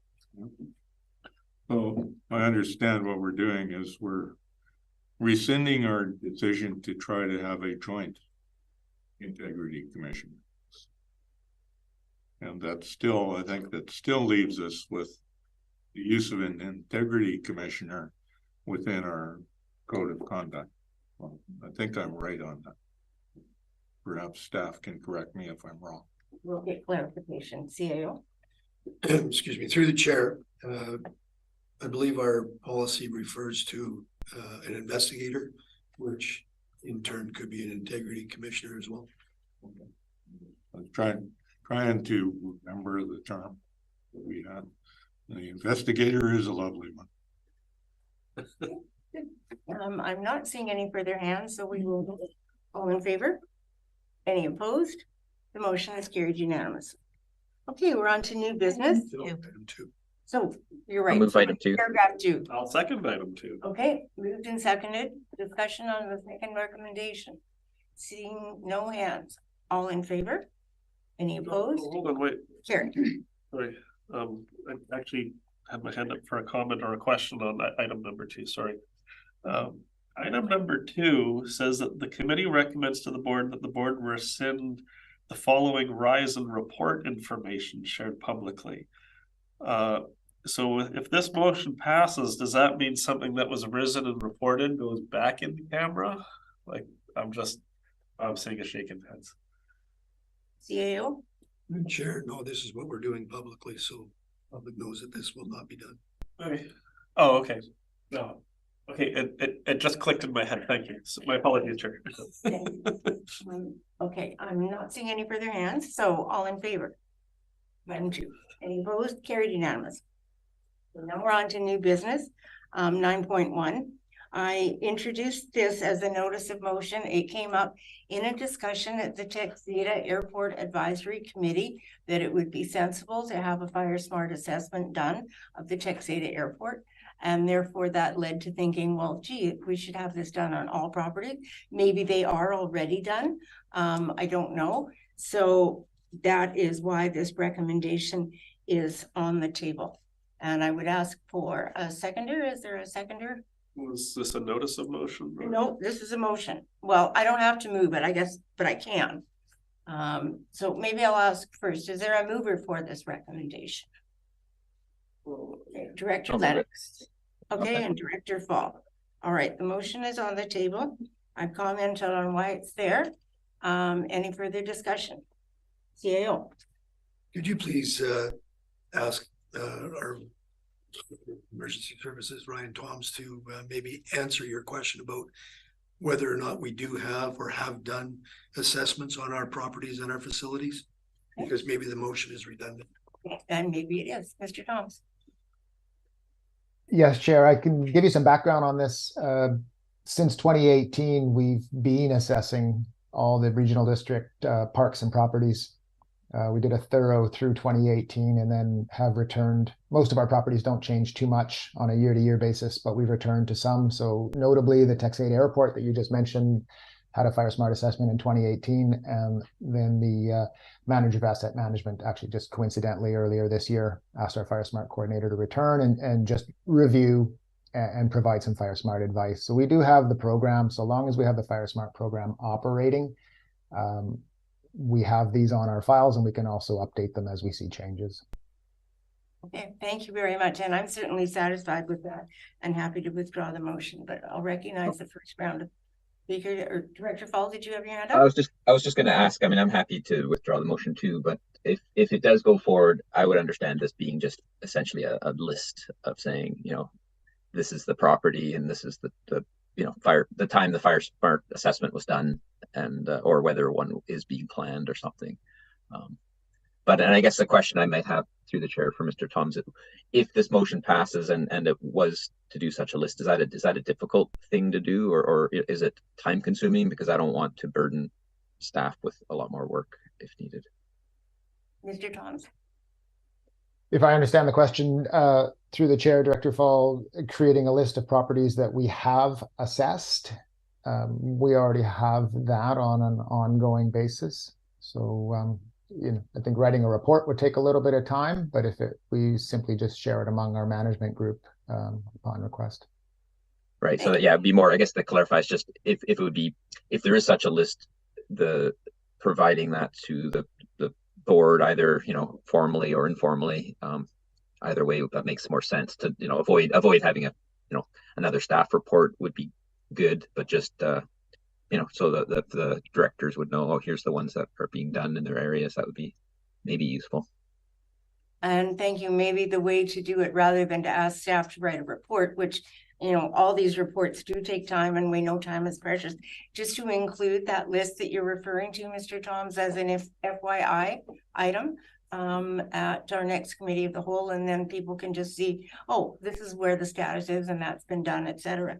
So I would entertain actually the withdrawal of this motion. Director Lennox. Yeah, thank you, Chair. I think I as well will take back my second of the motion. I think what we're hearing from Mr. Toms is that this is part of the overall risk assessment of our properties, and that is the due diligence documentation that would be used. And so we're being told that all of our properties have been assessed under that methodology. So as long as Mr. Toms agrees with that statement, I think we're in a good position. Thank you. Okay, thanks. And maybe I could ask Mr. Toms, can you include that list on as an FYI item for directors, or do you need a motion to do that? Question to Mr. Toms. I think with direction from the CAO, I can provide anything upon request to the Committee of the Whole. Okay, thank you. So CAO, that can happen. We don't need a separate motion as an FYI item. Through the chair, is this just a one-time occurrence? Okay. Yeah, we could probably do that informally as well through a director's notification. Okay, thank you. Question to our corporate officer, the process for withdrawing the motion. Okay, so thank you, Chair. So the motion, we just need consent from all the members of the committee to withdraw the motion. Okay. I consent. Okay, I'm seeing nods and yeses. So yes, we have that consensus. Okay, so 9.1 has been withdrawn. All right, 9.2, I also raised because it came out of the last committee, the whole meeting, how frustrating it was to not have this position in place so that things like the homelessness task force can be dealt with. So this recommendation was put forward so that we could try to move forward on this and talk with the city regarding the status of our shared goal of social planning. So is there a mover for this recommendation? Director Fall, thank you. Seconded by Director Gisborne, thank you. Discussion, Director Gisborne. Yeah, we've had in the past a number of motions that get put on the agenda under new business, and I've been one of those folks that do that. And I kind of got into the habit of when an item gets put on the agenda as new business, it's considered as a notice of motion for the next meeting. So my apologies if I'm not fully prepared for discussing these items, because I thought that these were going to be notice of motions for the next committee of the whole. But I guess it's been moved and seconded. So to the motion itself, the social planning function service that we have at the regional district, and from our CAO, he is correct. Right now, it's essentially functioning as a grant and aid, much like the economic development function, which is a grant and aid. It was originally envisioned to kind of become broad and take on the role of economic development stimulation in the community. I watched the city's Committee of the Whole yesterday, and it seemed like there was some discussion around economic development at the city, and they turned down the request for, I think, funding an economic development program there. And so after all the years, the Economic Development Service just ends up being a grant and aid. Well, Area A and Area B and Area C and Area D and E, sorry, Laskini, almost forgot you. We all have our own individual grant and aids, and that's where I'm concerned that the social planning function is just becoming another grant and aid function. It's not really meeting the shared goal of the social planning position. And here we are, what, 5 years after its the service's inception? And I guess my first question to our staff is there a requisition limit on the social planning service? Because I know there is one for grants and aid on the electoral areas. Is there a requisition limit is the question. Excuse me, through the chair, I'd have to pull the bylaw to be certain on that, but I believe that there was not. Yeah, that was, I think, my 5-year-old memory. That was before I had kids. So talking to the motion on the table. So the motion on the table is, if we send the letter to mayor and council, they're in some financial challenges right now. And if they choose not to hire the social planner, because it's in their wheelhouse, then we're essentially stuck with a service that's just a grant and aid service with no requisition limit. And that makes me very concerned. So I took a look through the legislation, and another option, if we don't have the social planner working with the regional district and with the city, then maybe we do a statutory service review and then withdraw from the service. Because if it's just us saying, hey, we want to work and participate on this, but the other partners don't, then we essentially have a grant and aid service with no requisition limit. That concerns me. Well, we don't know the answer to that. The motion is about writing a letter to the city regarding this topic, and that is what we are voting on. So I would ask everyone to focus on that. Director Fall. I'll just be brief. We're just asking for a letter. Now, I just want to comment on the idea of, when notices of motion should come forward versus putting a motion straight up. So, common practice, we're asking for something bigger, like a staff report or some change in service. To me, it makes sense to bring a notice of motion. Everyone gets it in their head, and then you go forward. Here, we're just asking for a letter. We're recommending to send a letter to the city, basically to ask about their view of that, talk about the time frame, and sort of start thinking about how the social planning service, if we have a shared vision of how the social planning service might look, rather than just as a grant function. So I think that makes sense to me. To it seems acceptable to just consider this and make the recommendation at this meeting. Thank you. And notice was given at the November 22nd Committee of the Whole. Oh, yeah. On the table. Oh, it was. Okay. Thank you, Chair. It was given during our discussion on the social planning. Director Isaacson. Director Doak first, then Director Isaacson. Okay, I'm going to actually talk to the motion. I think it's a good idea. Okay, for background, and I don't represent the regional district on city council. I don't speak for myself there. I don't speak for the regional district. The city, the city council has actually given instruction to city staff to come back in January with cuts to our budget between 5% and 10%. Okay, and the city has not made a decision to this point to replace the social planner. So it makes sense to me for the regional district, if the regional district wants to go ahead with a 3-party social planning service, that you tell the city that. It's a pretty simple concept. Regional district would like to continue the social planning service so that city council and city staff know when we're having that debate about what we're going to fund in the city and what we're not going to fund in the city, that the regional district has a voice in that. So I'm in favor of the regional district writing that letter to the city of Powell River to see if we can get that 3-party thing going. No promises on how it'll turn out, and Councillor Director Gisborne was correct. He was watching council last night. Cut some things, can't figure out if we're going to cut other things.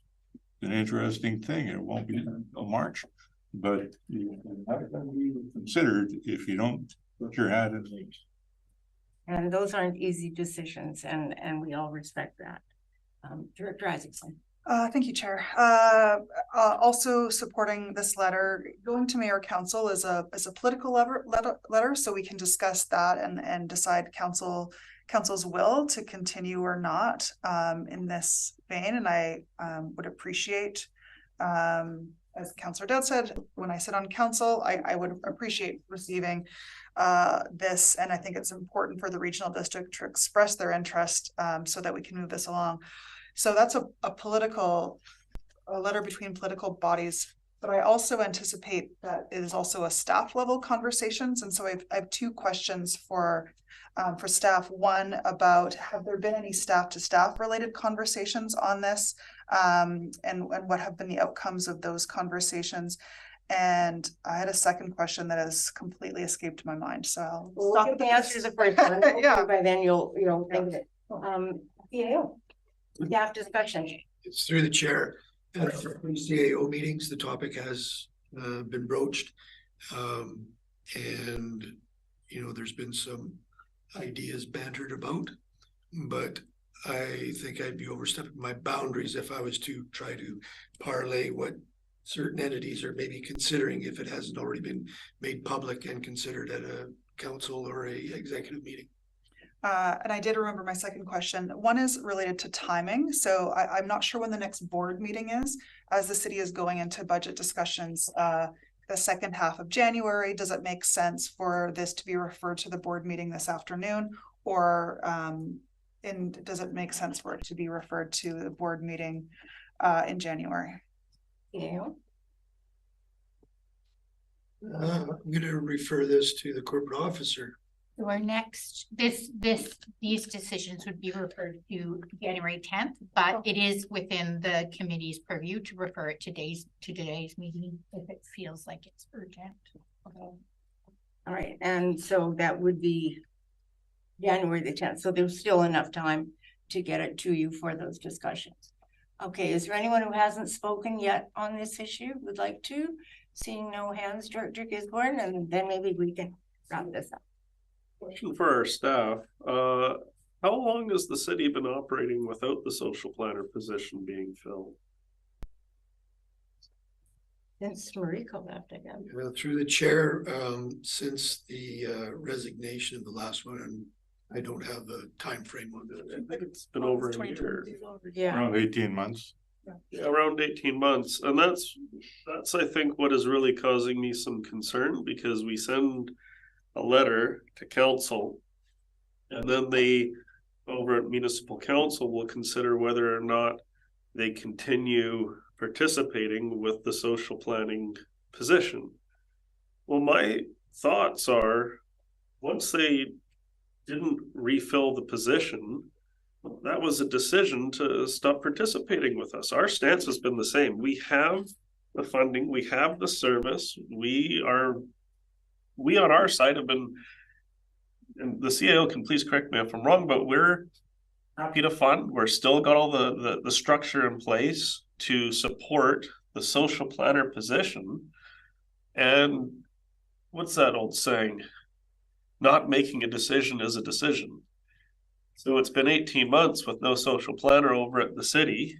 We're still over here going, city, like our planning department is having to take on additional workloads because there's no social planner. We've got a service, we've got money in the bag that's to fund that position.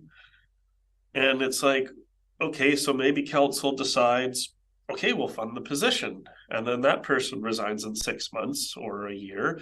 And then what is it going to be, another 18 months before we then have to send another letter to say, oh, hey, can you please fill the position? Because we have an understanding when we created this service 5 years ago. Like, I kind of find it inappropriate or frustrating that we have to keep asking, saying, hey, can you fulfill your end of the agreement, your end of the bargain? Because we have all our ducks in a row, and then it keeps becoming a political position over at the city hall. And I get it. The municipality has financial troubles. But my thoughts are, without direction from council saying at the position, that position should just be filled automatically. So if it hasn't been filled, then that, to me, that's an indication that for the last 18 months, it hasn't been a priority of the city. So you're supporting writing the letter then? You're in favor of the recommendation? Yeah, I'm in favor of writing the letter. Okay. All right. So I'm not seeing any further hands. We've had a good discussion, so I'm going to call for the vote. All in favor? Any opposed? Carried unanimous. All right, so we are now on to 9.3, which is regarding mandatory meeting adjustment. Director Doe. Okay, so this motion, and if you'll allow me, I'll make the motion in the package without reading it. And this motion came out of the last. Is there a seconder for that motion? Just a second. Let's get you, Director Isaac. Thank you. Carry on. This motion came out of the last couple of Magic Wednesdays where we've had meetings that have gone an hour in some cases, or half an hour too long, and pushed back the beginning of the next meeting, where we have delegations waiting to come in and other people waiting to talk to us about different issues. And there's a couple of things. First off, it gets us sitting from 10:30 in the morning until 8 or 9 o'clock at night with no breaks, because we adjourn one meeting, everybody lines up and uses the bathroom, and then we start the next meeting half an hour late, and it cascades throughout the day. And we're looking for a reason to do this. So this motion basically says that if we're having a meeting and it gets to the point where we're within 20 minutes of the start time of the next meeting, the meeting is actually adjourned. Okay. Now, there's a couple of issues with that. I left 20 minutes because it doesn't take 20 minutes for everybody to get together, go to the washroom, and come back. But I have never been at a meeting of this board when we have had a time constraint, where we have had an overlap or run over of time, where somebody says, I think we should adjourn because the next meeting is scheduled to start in a few minutes, where that hasn't engendered at least 10 minutes of debate and discussion about the urgency of continuing on and whether we should suspend the meeting or adjourn the meeting or start it after the next meeting. So I put 20 minutes in there because in hopes that we would actually be able to adjourn the meeting 10 minutes after we decided it was necessary to do it. Then we would have 10 minutes between that and the start of the next one. There is an issue with that, as I've talked to the corporate officer about, is that our regional hospital board meetings on a good day are scheduled for half an hour. So that would leave us with only 10 minutes. Maybe we need to move the start time of a regional hospital board earlier, or maybe you'd like to modify that 20 minutes down to 10. But I'm suggesting it would take the cooperation of all the members of the board to just recognize when the chair says we're overlapping with another meeting, it's time to adjourn, that people will accept that. Mm-hmm. If not, we need time for debate, and that's why the 20 minutes was in there. Okay, so I'm reading the motion in the agenda, and it doesn't refer, John passed the start time. It doesn't refer to 20 minutes, or does it? Yeah, on the next page, it does. About halfway down. Okay, yeah. Okay, so the first motion has a period at the end of it, or no, it's semicolon. Yeah, okay, so it's all one motion. Yeah. Okay. Yeah, it's written like an ABICC. Okay, so on the speakers list, I have Director Brander, and then Director Gisborne, and then Director Isaacson. Thanks, Chair. Seeing as we have not finalized the schedule for the upcoming year for the regional hospital, have we? Corporate officer. Thank you through the chair. We have for the board meeting, we haven't established if that will have a committee, a standing committee yet. Right, we're going to make that decision when? At the January board meeting. Right. So since we haven't established the committee of the whole, I was wondering if we should postpone this until January. All right. I have two more people on the speakers list, so let's hang on to that question. Director Gisborne, then Director Isaacson. Yeah, Director Fall. I remember this item coming up in discussion with Director Dowd. I think it was after the last meeting. And I apologize to the chair with the previous motion. I thought about the notice of motion thing, and you are correct. You did make a notice of motion, so I apologize. I don't recall this one being a notice of motion, and this motion is fairly significant and please, the correct corporate officer can correct me if I'm wrong, but if this motion's passed, I think it would have to be something that would have to be included in our board procedure bylaw, because it says meetings will be adjourned without debate 20 minutes before the scheduled start time of the next scheduled meeting. So that would mean that, okay, we're 20 minutes before the next meeting, it's adjourned without debate, everything gets kicked over. I like the idea, but that seems like a board procedure bylaw question issue. And I also have to thank Director Dowd, because the first portion, the whereas, Whereas there have recently been a number of times when one of the board's standing committees, so on and so forth, has run past the start time for another meeting, causing a delay for the start of the next meeting. He has accurately described the problem. And the first step of coming up with a solution is defining what the problem is. And that's a problem. The solution, though, I don't think is actually the best way forward, because we have seen motions get put on agenda. Well, that becomes a notice of motion. So something gets on the agenda, it's in November. Well, now it's going to be debated at the December meeting. Well, new business, notice of motions that then get forwarded to the next meeting end up in the new business section, which occur at the end. So you get a long meeting, and then, oh, the item is now postponed without debate to the January meeting. Well, if I put something on the agenda, I think it's something important for my residents or the residents in general. And if I bring it up as a notice of motion at a November meeting and I can't even discuss it amongst the board until January, I'm worried about how that's going to affect the decorum and the decision-making process of the organization, especially when, we're looking at the clock going, okay, there's 20 minutes left before that 20-minute cutoff line. I've got something that's on the agenda that I'm really passionate about and I'm all prepared. But Director Gisborne won't stop talking, and now I'm getting kind of annoyed. And I move, we call the question, and it starts kind of. I kind of see where that's going, and I know I'm trying to wrap it up. But what I'm trying to say here is the problem is accurately identified, but I don't agree with the solution. When we schedule 4 meetings on the same day, and they start running into each other and snowballing. Yeah, one solution is to just limit debate and hammer it through. But we have a job to do. And we need to be giving these things the full weight of the discussion and the importance they have, because, it takes a lot of work to increase property taxes by 20%. So we don't support this. Referring to that in this motion. So on the speakers list, I have Director Isaacson next, and then Director Fall. Thank you, Chair. I agree, but with Dr. Gisborne in the sense that the challenge is laid out very clearly. I don't necessarily know if this is a solution because I haven't been following the procedures bylaw discussion and your meeting schedule discussion. I think my main concern is the agendas as they are laid out are not listed in the order of importance that they get dealt with at a meeting based on like legislative requirements, etc.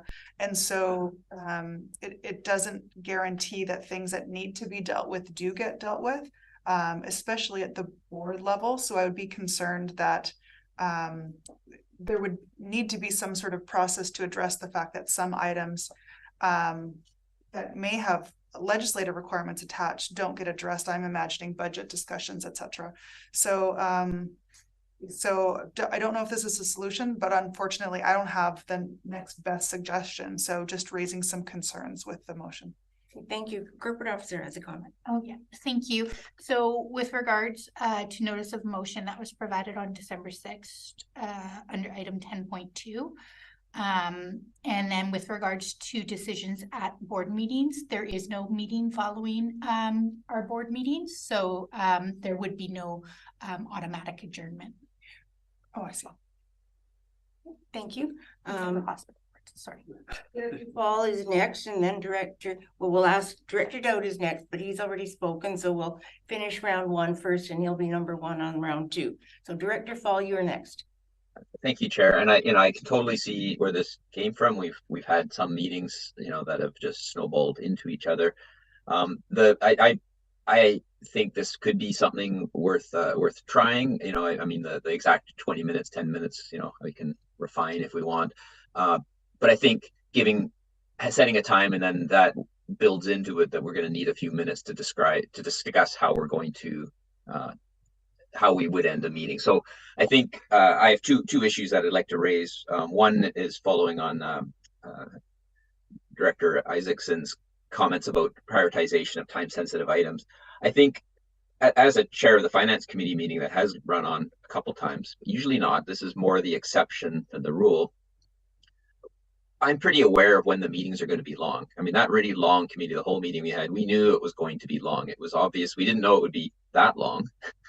We couldn't have predicted, but we knew it was going to be a long meeting. So I think when the chair or any member sees that this is going to be a long, we have an option at the beginning to amend the agenda. So we can always move forward, and you know, staff may be able to help us with this too. Anything that's really time sensitive, we make sure is up front. If there's things that are not time sensitive, we leave them where they are, or we move them later. If we know it's going to be a long meeting, then we can reorganize things a bit so that the things that get left off at the end don't have a time sensitivity and can be done later. And I guess so I think that's something we can work with.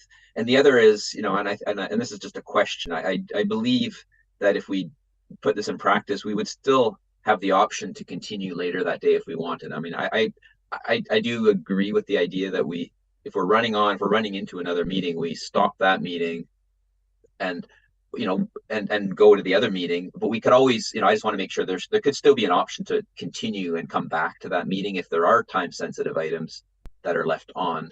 We could always say return after the meeting. So that's the question. Is that still a possibility? And that would be something we would be discussing in those 5 minutes, ideally, that we would be ending the meeting and putting it on pause or punting things.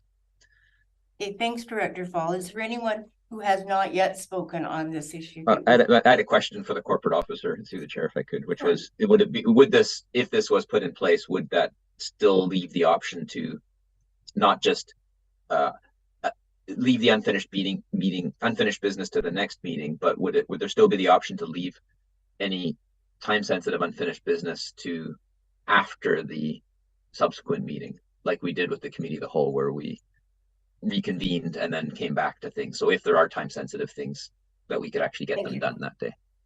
Oh, we've got a tag team going here. That was my question. Sorry, I was not clear. I think, thank you through the chair for this. I would probably ask Director Dowd if the intention was, if that was the intention, or if that could occur.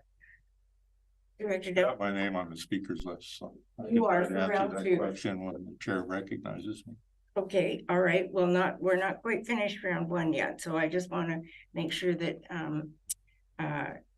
corporate officer has had an opportunity to address that. I'm going to speak for a brief moment as part of round one on our discussion, and that is, I support the first two paragraphs, but I have trouble with the last one because I think we need to make that decision on the day and when we're having the discussion, whether we want to adjourn to the next scheduled meeting or whether we want to continue to discuss it after the subsequent meeting is over. So I think I wouldn't want to predetermine how we would make that decision, because each issue and each day would be somewhat different. So I think I would like to split the recommendation at the end of the second paragraph and put a period the start time of the next scheduled meeting, and then decide on the other part afterwards. Corporate officer. Okay, you would like to split the question, or you would like to propose an amendment? No, I'd like to split. I'd like to split it because I support the first part, but I don't support the second as a carte blanche rule. So, yeah.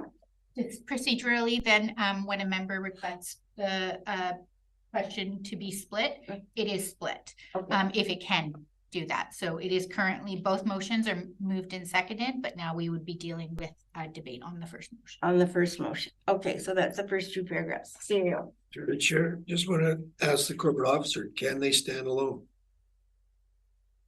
Thank you through the chair. Technically, the first one can stand alone, but if the first one fails, the second motion could not stand by itself.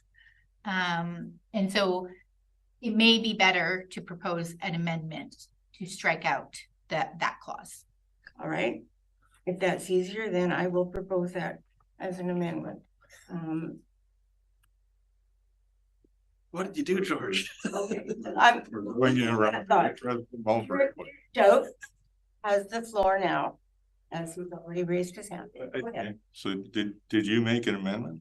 I'm talking out loud. No, I have not formally made the amendment. It has not been seconded. So Director Dowd has the floor. Point of order. I believe Director Lennox had his hand up, and I think he hasn't spoken a first time yet. I'm sorry about that. You know, Director, it's hard to Yes, see. I did have my hand up. Thank you, Director Gisborne. And I know it's easy to miss in these roundabouts that we get into. I appreciate all the comments that have been made and totally agree that these are marathons that we don't want to get into. But I am concerned about feeling pressured to make decisions. I do actually appreciate some of these long-winded discussions because I have to learn about some of the issues that you guys have been dealing with for several years. And, you know, whether or not we split this question, I think we have the tools and we can use them. I think we just have to be more aware, as other directors have mentioned, when we're looking at our agendas, realizing those points. And when we approach the timing point that we decide, are we going to come back to this? Have another special meeting? As long as those tools are available, you know, I think we should use them. Thanks. Okay, thank you, Director Lennox. Director Dowd, sorry, you're next. I want to go back a few steps. I appreciate that Director Gisborne has complimented me on the writing and the identification of the problem. It's not a long-standing problem. The problem did not exist when we did not have all our meetings on the same day. We moved our meetings to the same day. That's when we began to have meetings this time and overlap into the next meetings. That's a very, very simple solution would be to go back to having meetings on separate days when we could discuss till we turn purple. And it wouldn't inconvenience a delegation or members of the public or Vancouver Coastal Health or the Film Commission that wanted to come and talk to us about things that are very important and dear to their hearts. Okay. But we're having our meetings on the same days. And we've thrashed through that many, many times at the board table. So here we are. How do we deal with it? And I know, I think I pointed out earlier that when we're coming to the end of the meeting, and we're getting into an overlap, and the chair recognizes that, as Director Fall has pointed out, it's difficult to just draw the line and say, we're going to move this till next month, or we're going to move this till later, because there's a discussion about the importance of what's on the agenda. That's why I wrote this motion to be very restrictive, to say that's going to happen at 20 minutes. And as I said in my discussion, I'm thinking it's going to take at least 10 minutes to convince everybody around the table to do what the motion says. That'll actually give a 10-minute break. I want to reinforce that it will have absolutely no effect and absolutely never terminate a board meeting, because the board meetings are always the last meeting on the day, and we can meet till 2 o'clock in the morning if we want. Okay. Now, I'm going to get personal here, okay? Because we've had council meetings that are going from 3:30 in the afternoon on a Tuesday until 10 o'clock. And then on the Thursday from 5 o'clock, 4 or 5 o'clock until 10 or 11 o'clock at night. And in the middle, having regional district meetings that start at 10:30 in the morning and go till 8 o'clock at night. And I'm in the position of trying to write a report at 7 o'clock the next morning to council to talk about what went on at the board meeting that happened the day before. And if I don't make a report, I get emails from people. Okay, so it's a lot of pressure to put on people to be at all those meetings. All I'm saying is, you know, we're all grown-ups. I think we can look at it and we can figure out that we can do it. And as to your point about whether we adjourn until a later time, we move the business to a different date. It's easy if we don't spend too much time talking about it, because if we spend a lot of time talking about it, we're losing the benefit of that closure because we're getting into the time of the next meeting. So, you know, I don't mind postponing this and giving everybody some time to think about it because it makes sense. I think it would be a major change and, you know, take some of the pressure off trying to get everything done all at once. Because we do, on a busy day, pack an awful lot of decision making into a short time. rather than argue about what the meeting schedule should be. I think we just need to set a reasonable way of making a decision about when it's time to come to an end so we can take a break and start the next one.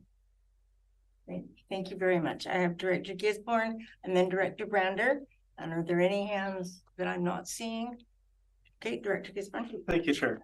And I would like to thank Director Dowd for getting this item on the agenda and for expressing how this does impact him when he's having to get his report prepared for the next day's council meeting. And then of course, councilors start calling and go, well, what happened? And it's a lot.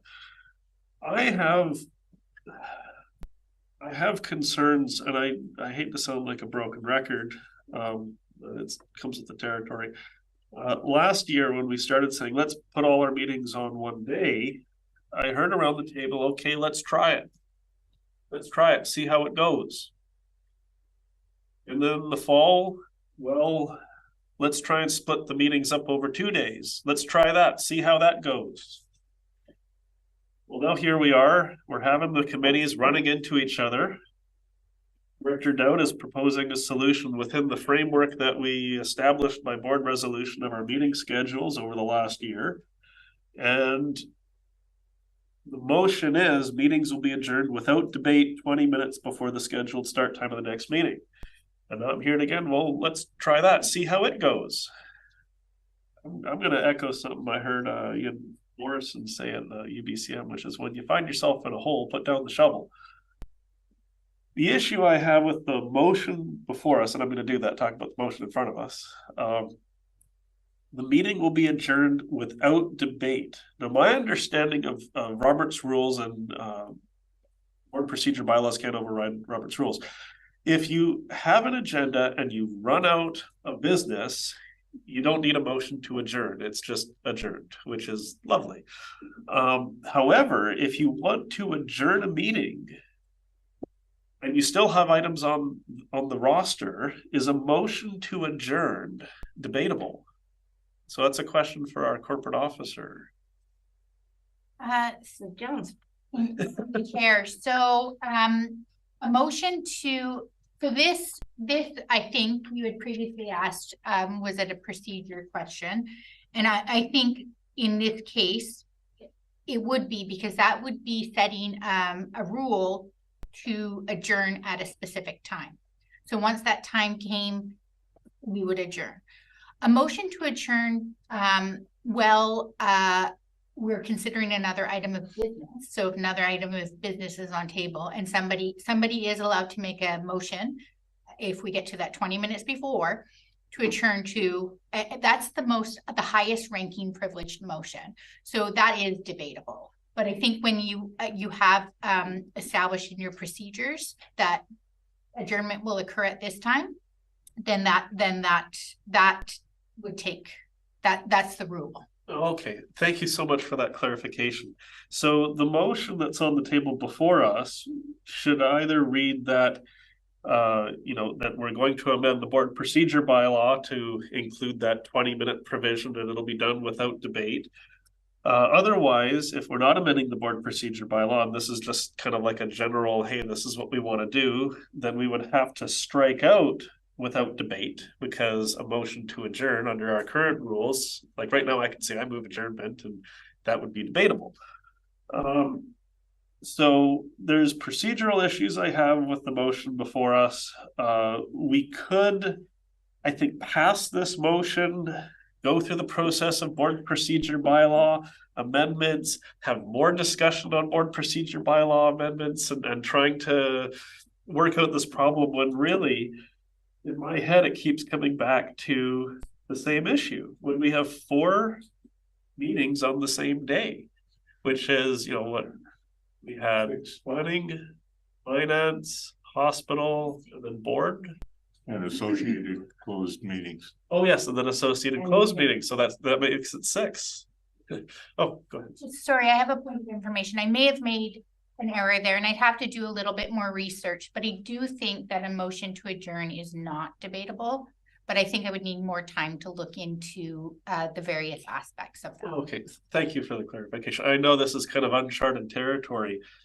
And I'd also like to bring up the issue of, personally, how my brain functions is I get the agendas, I go through it, start to finish, I get it all crammed into my head. It becomes a little difficult when we have multiple meetings because I do it all days before.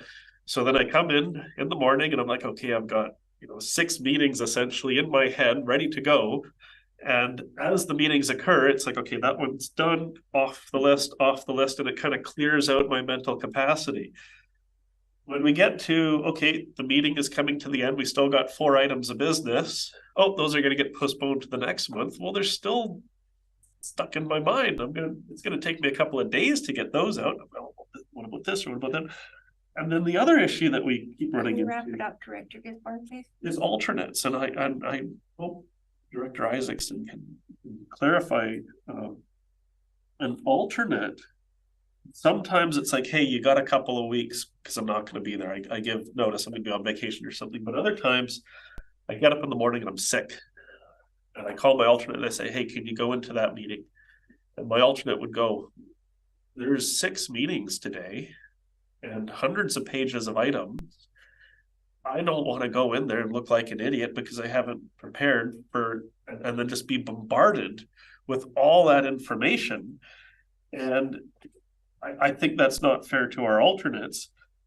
But the other issue then that we run into is wrap it up. Yes, trying to wrap it up also then runs into what Director Lennox had talked about, which is where you get new directors on the board and they appreciate the in-depth discussion on these items because they're new. They don't have the history of, what's been talked about in previous terms or legislation that was, banged around in previous times.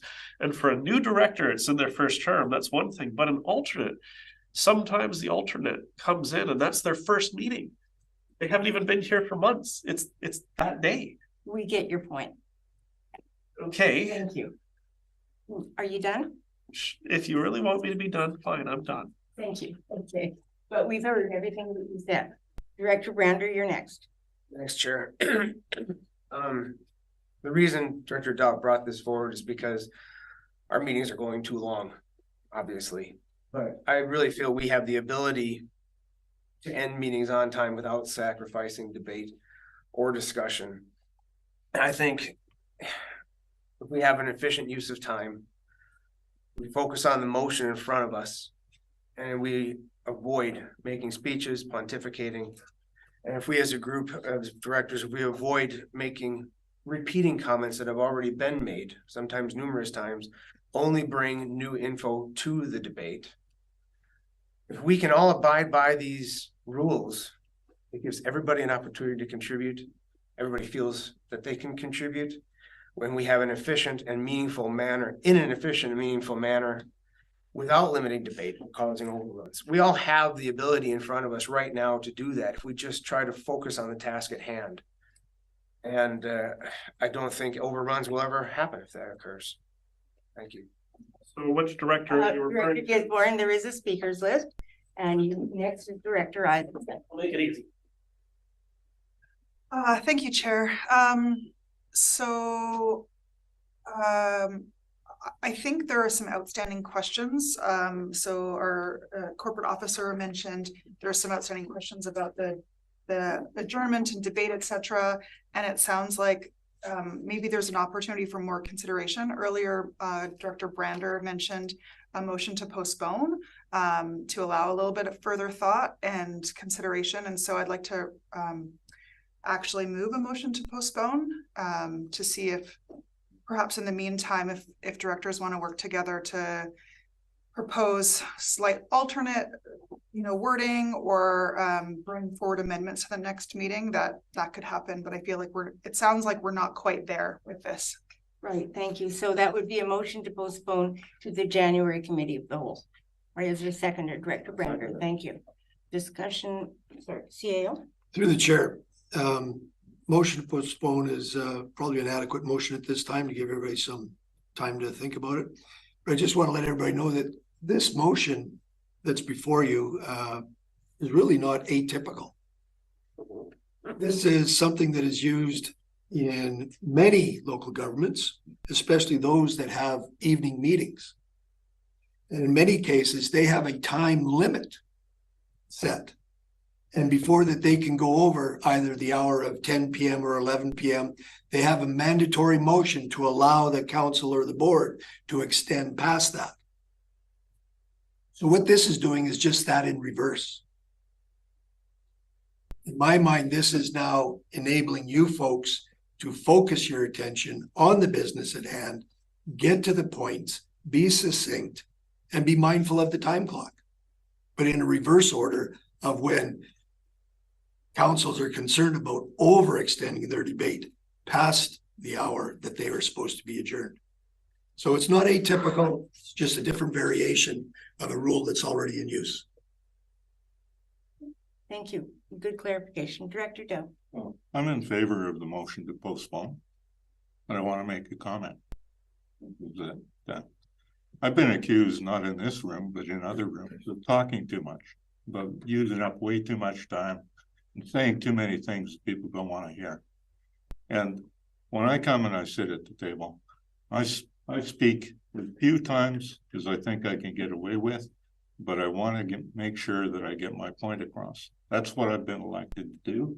And when I speak, it's because I think I have something that's worth imparting to the other directors around the table. And I would rather not be subject to other people saying, well, you talk too much, George.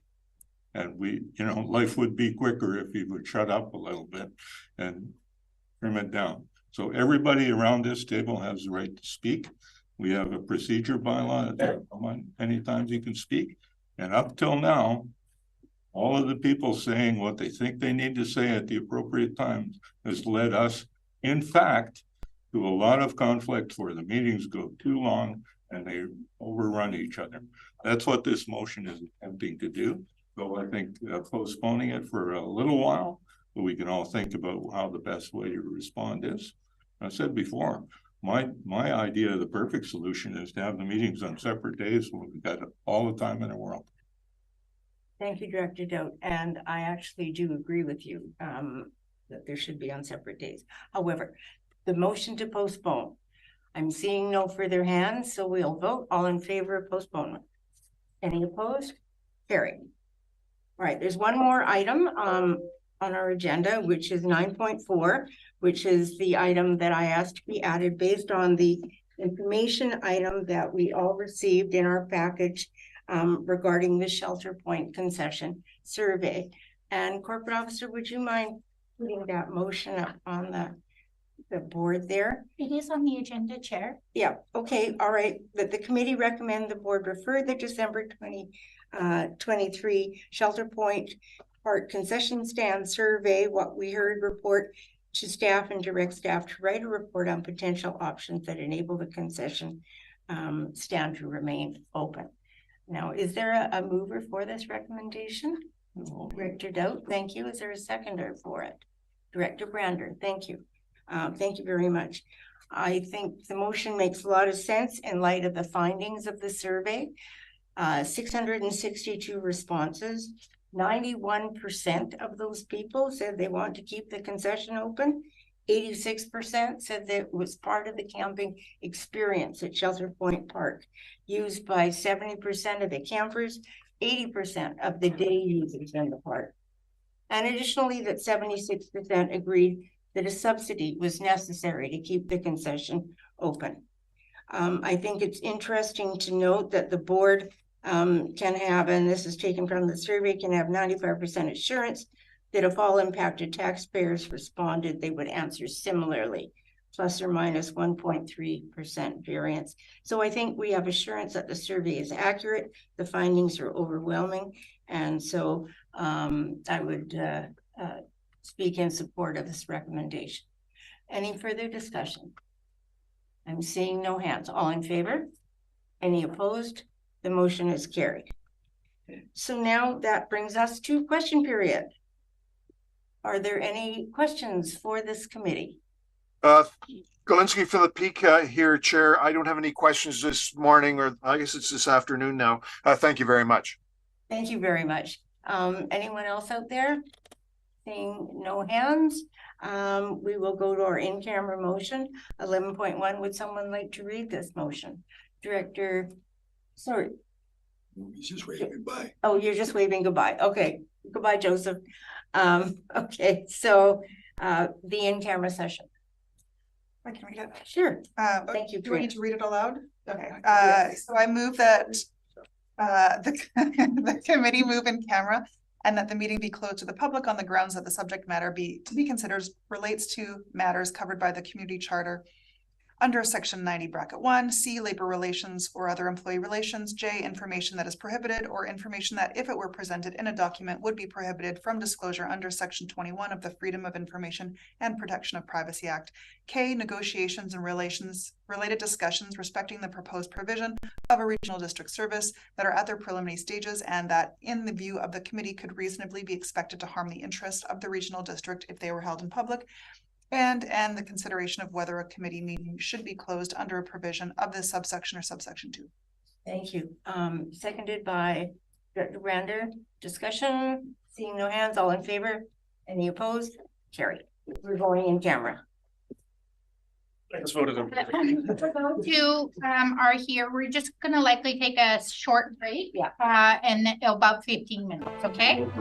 So you'll be put into the waiting room and then you'll be admitted when it's time.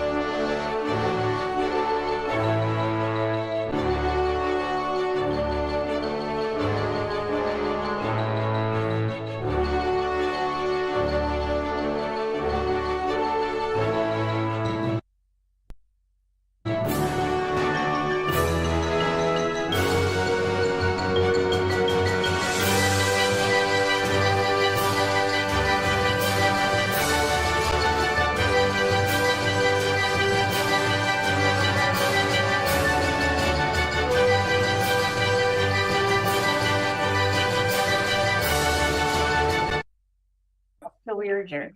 Thanks very much. Merry Christmas. Oh, All right. Mind if I take your? Thanks, everyone. See you Else have shortly. green papers for me? I No, stuck it